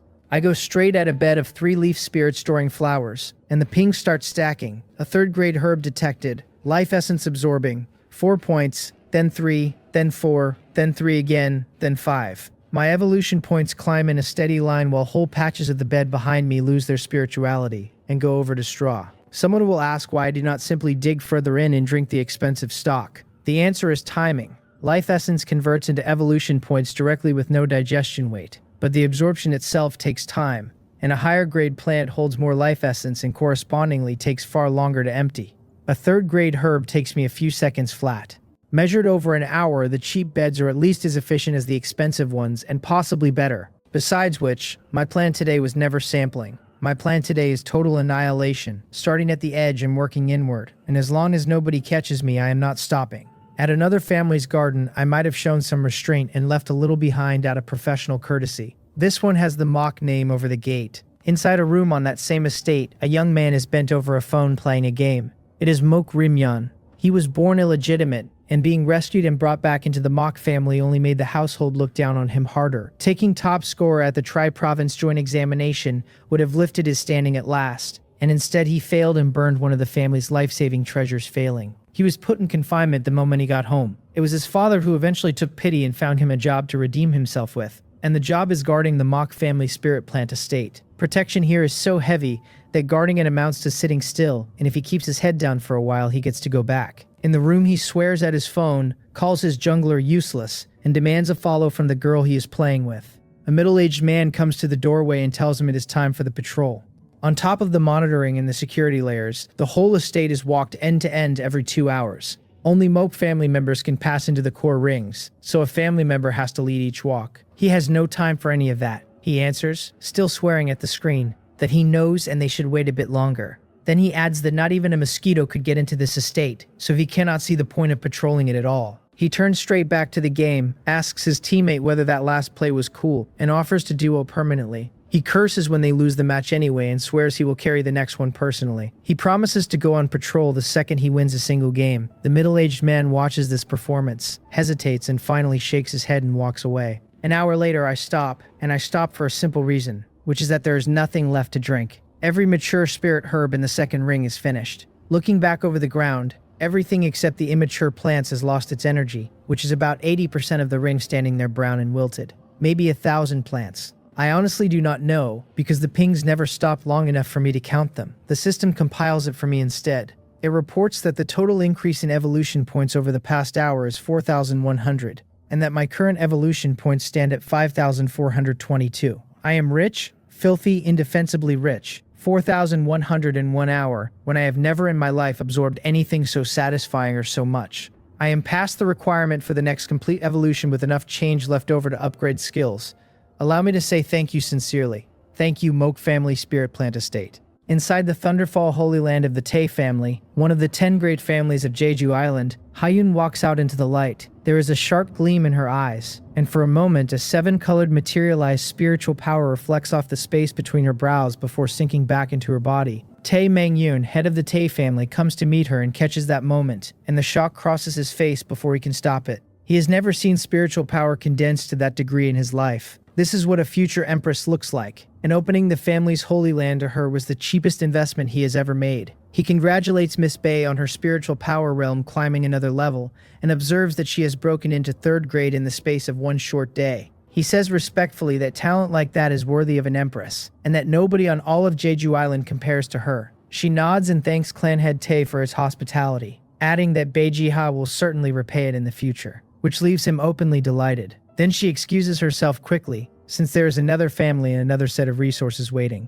A few steps along, she stops and frowns. She wants to know what that stinking mosquito is doing that makes him so happy, given that his good mood is bleeding down the contract and reaching her from across the island. She tells herself to let him enjoy it while he can, because in a few more days this empress will be dealing with him personally. The 3rd ring of the Mock Family Spirit Plant Estate goes the same way as the 2nd, which is to say I arrive silently through the floor. This one belongs to the inner circle, and its area is far smaller than the first 2 rings outside it. What grows here is 5th grade and above, and 5th grade and above means high-grade spirit plants.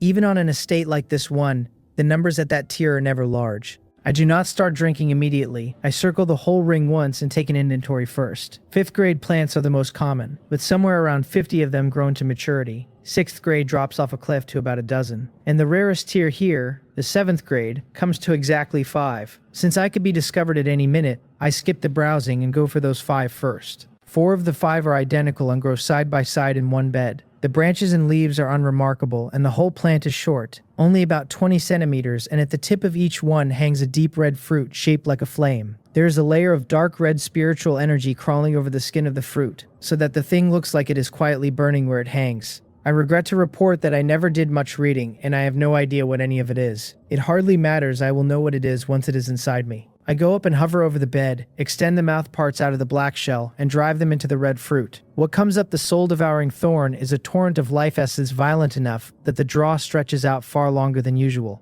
Then the system pings twice in a row. The first names a 7th grade spirit fruit called Dragon Blood Bodhi and starts the life essence absorption. The second announces that fire intent at perfection has been detected and is also being absorbed. Fire intent, out of a piece of fruit.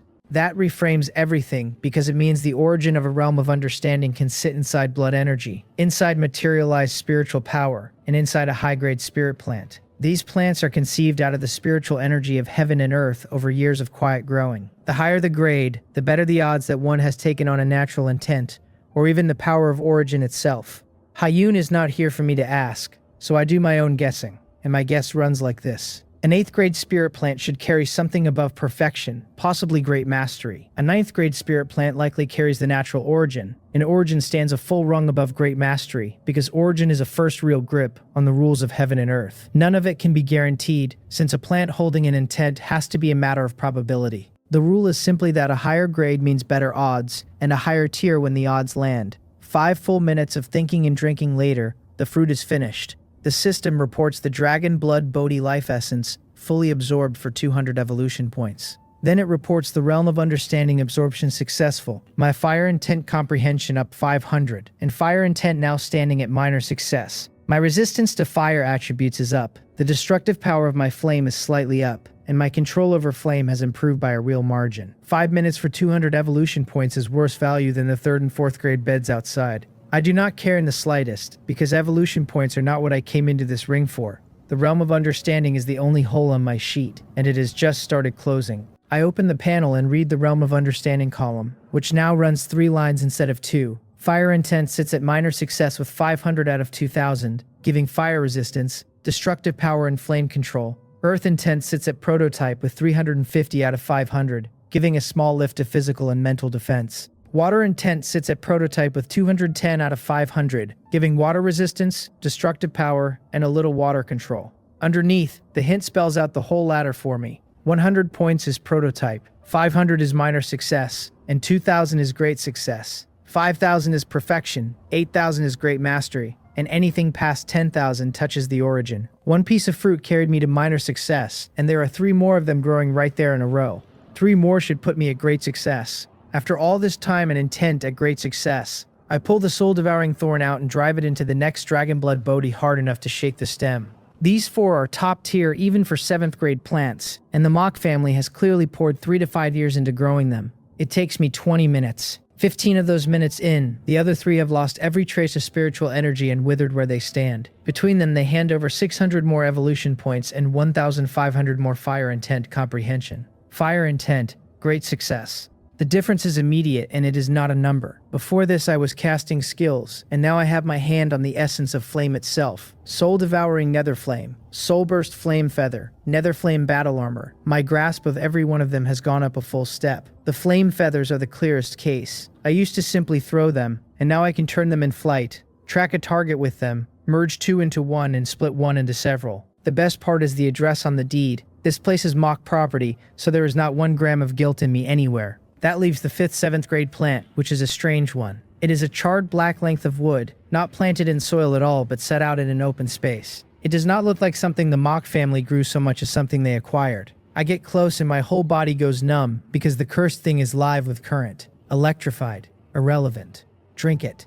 The system names it a 7th grade spirit plant called 10,000 Tribulation Lightning Struck Wood and starts the life essence absorption. Then it reports Thunder Intent at perfection detected and absorbing. 5 minutes of steady electrocution later, the life essence is fully absorbed for 200 evolution points. The Realm of Understanding absorption lands as well, taking my Thunder Intent Comprehension up 500 to minor success. My resistance to thunder attributes rises, and I take a preliminary grip on a trace of lightning power. An arc of white runs across the shell of the black shell as the notification finishes. Thunder Intent is supposed to be one of the genuinely difficult ones to comprehend, and I picked it up off a log. There's no time to stand around admiring it. The 5 7th grade plants are done and everything else in the ring is still standing. And waste is a sin, so I get back to work.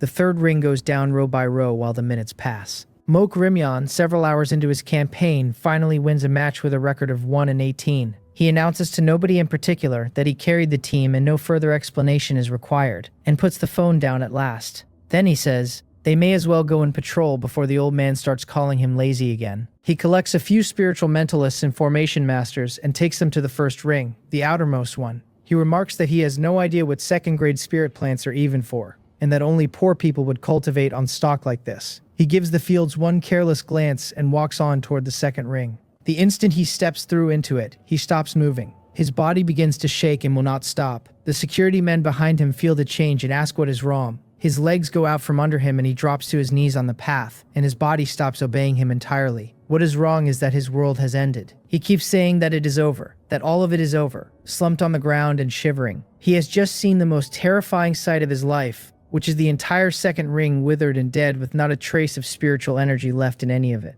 What that means for the Mach family and what it means for him personally are two disasters of different sizes, and he is not equipped to hold either one. The rest of the guards come running in behind him and their faces change the moment they see the fields. They circle the ring fast, going paler as they go, and the report comes back that almost every 3rd and 4th grade spirit plant on the entire ring is withered. One of them says they are finished. Another points out uselessly that the plants look like they only just died. A third asks whether they should report it, and the answer is not yet, because the priority is checking the 3rd and 4th rings this minute. They look at each other and go whiter still. Losing the 2nd ring is survivable, a savage financial wound the Mach family can absorb without falling over.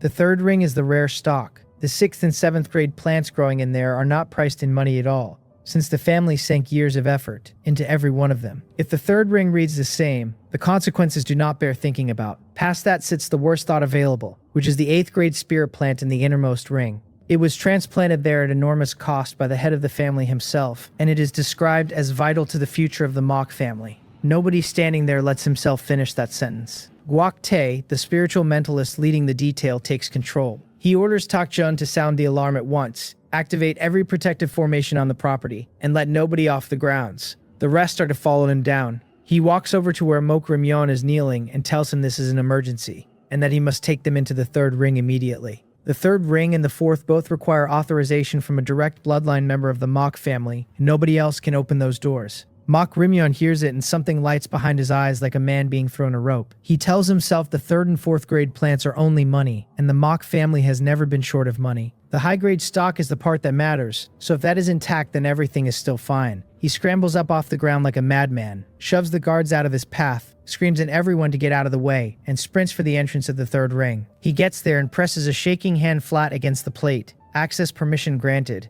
The door slides open on his sliver of hope. He walks through it, and his world collapses a second time. He goes down on the floor unconscious with no sound at all. Guok Tae comes through the door behind him and finds fields of withered plants stretching away in every direction, and his expression goes past grim. He curses and runs the length of the ring to the far side. The dragon blood bodies have withered to nothing, and the 10,000 tribulation lightning struck wood has lost its spirituality, and he sits down on the floor as well. He says it is over, then orders the head of the family notified immediately, and tells them to drag that idiot Mok Rimyon over here, because the next ring has to be checked right now. The 4th ring is the smallest area on the estate and the core of the entire property. Inside it is a spirit spring that has been surging for 100 years, and the 8th grade spirit plant grows out of the spring itself. Its protection is the heaviest on the grounds, an 8th grade phantom formation, and anyone who walks into that formation is lost inside it and never finds a way back out, which is why Guok Tae and his men believe two things at once. The 8th grade plant must still be safe, and if the thief was arrogant enough to break into the 4th ring, then the thief is standing in a trap this instant.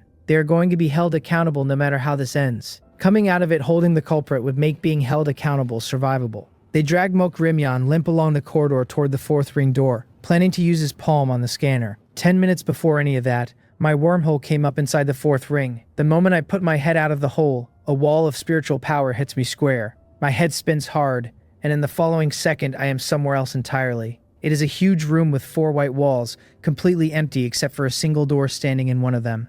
This is not the 4th ring of the Mach family spirit plant estate, so either I have been teleported, which is possible since I have heard that the strongest formation masters alive can build teleportation formations, or I have walked into a phantom formation. While I am working through the options, the only door in the room opens, and a cockroach walks in. It has a glossy oiled shell and long fine twin-tail antennae, and by every standard the species has, it is a prize specimen. I understand what I am looking at immediately. This is a phantom formation that reads the victim's species and manifests an ideal partner of that species to hold them still and drain the fight out of them.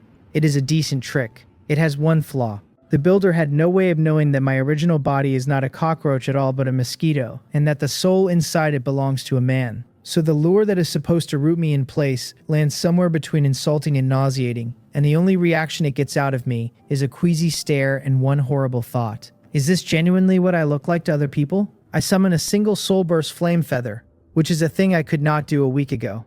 With fire intent at great success, my control has changed in kind rather than degree. So instead of a volley, I can send one feather and spend a fraction of the spiritual energy.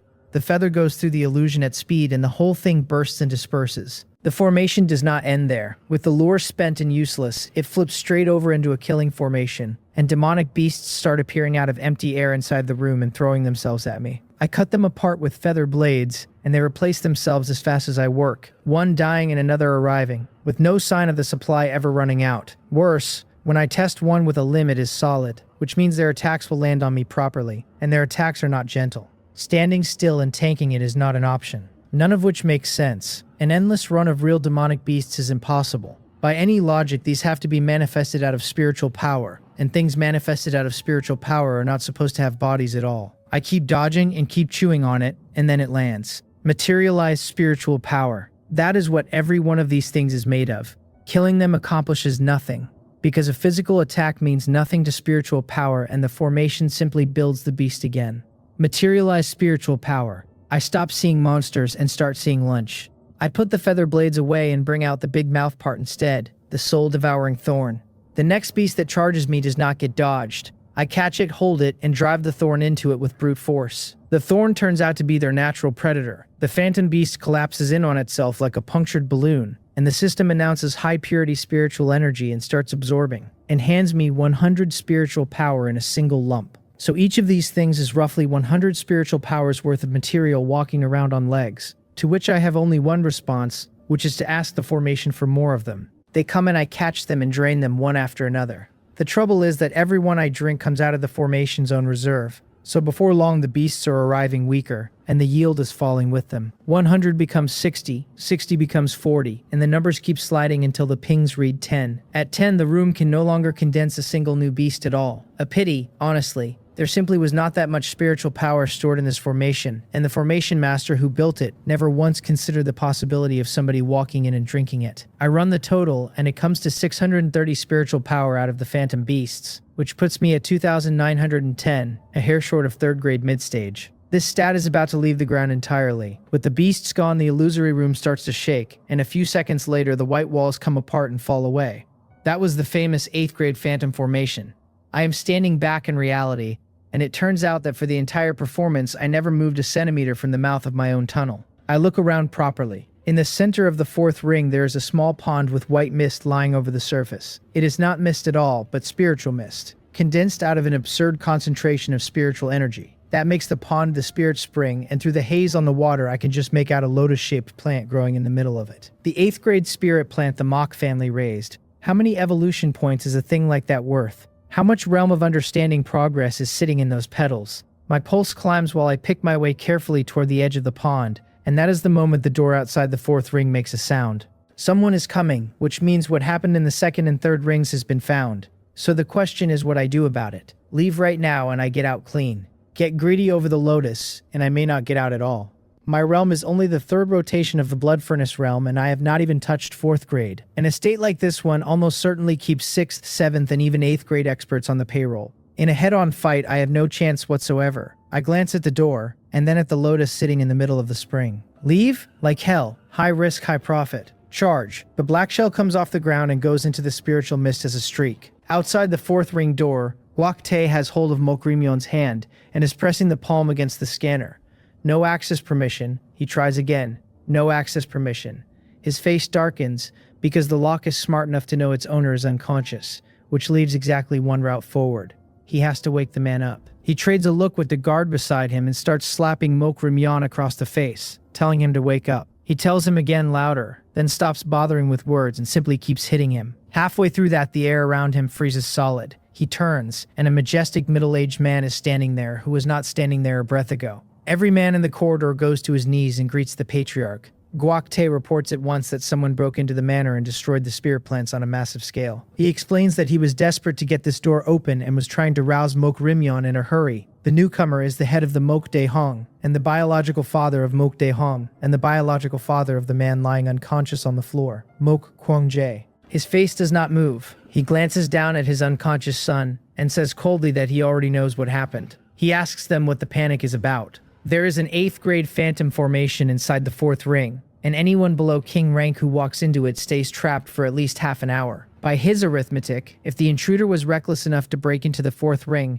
then the intruder is standing inside that trap right now. He orders the rebellious son dragged out of his way. Then he sets his own hand on the door and says he would like to see who came to his manor looking for a grave. The special door of the 4th ring, 5 meters thick, swings slowly open, and Mo Kwangjae walks through it with complete confidence, and 1 second later his world collapses too. The phantom formation has already been triggered and destroyed, and there is not a flicker of spiritual fluctuation anywhere in the room. He says it is impossible, and says it again, and then he flickers across the floor to the edge of the spirit spring and sweeps his hand through the air. The spiritual mist scatters instantly, his eyes fix on the center of the pond, where a top-grade lotus was blooming this morning and where there is now a bare stem standing out of the water. He gets the name out of his throat in pieces, calling it his void seclusion lotus. A violent aura erupts off him and throws the spring water in every direction, and he stands there with bloodshot eyes locked on the empty water. The void seclusion lotus was a top-grade 8th-grade spirit plant that he acquired at ruinous cost, with half the assets of the Mach family poured into securing it. It was tied to the harvest of an important secret realm still to come.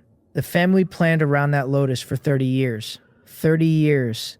And now it is simply gone. Nearby, Mok Rim-yeon comes groggily awake, sees his father's back and starts shaking so hard he can barely crawl. He scrambles over anyway and says it is not his fault. The door was shut properly. He never imagined anyone could get in. And then he says father again as if the word will help. Mok Kwangjae lowers his head and looks at his son with those bloodshot eyes, while the rage climbs up through him. He calls him a useless failure of a son and a wretch, and tells him to get out of his sight. Then he hits him hard enough to send him off his feet, and Mok Rim-yeon crashes into the corner and lies still with blood running out of him. He roars for an investigation and a pursuit. He orders them to find that thief by any method that exists, to move now and to use the entire strength of the Mok family doing it. 1,000 meters underground, I am hauling an enormous lotus through a tunnel and running for my life. The thing is bigger than I am. I tell my little ones to dig harder, because if we do not get clear of this place right now, we are all dead. 1 second is the whole margin I have. If Mok Kwangjae had laid his palm on that door a breath earlier, he would have caught me over his spirit spring with my forelimbs in his flower. An 8th-grade cultivator does not need a second breath to finish a mosquito. Drinking the void seclusion lotus where it grew was never on the table, since an 8th-grade spirit plant takes tens of minutes to absorb.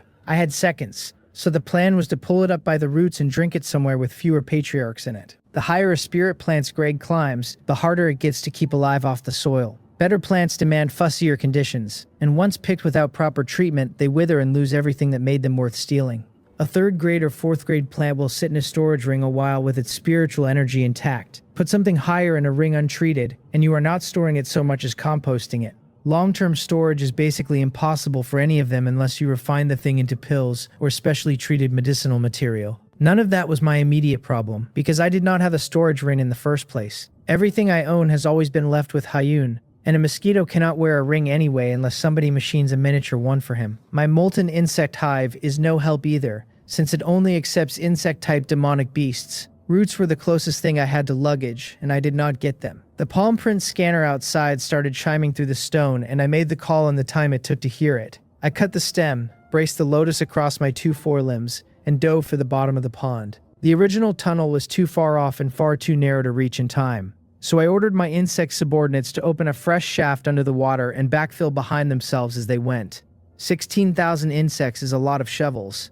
Without them working that fast, I think I actually die down there. The water did ripple when Mok Kwangjae walked in. The spirit mist over the pond ate the evidence, and Mok Rim-yeon picked exactly that moment to wake up groaning on the floor, which pulled his father's eyes the other way.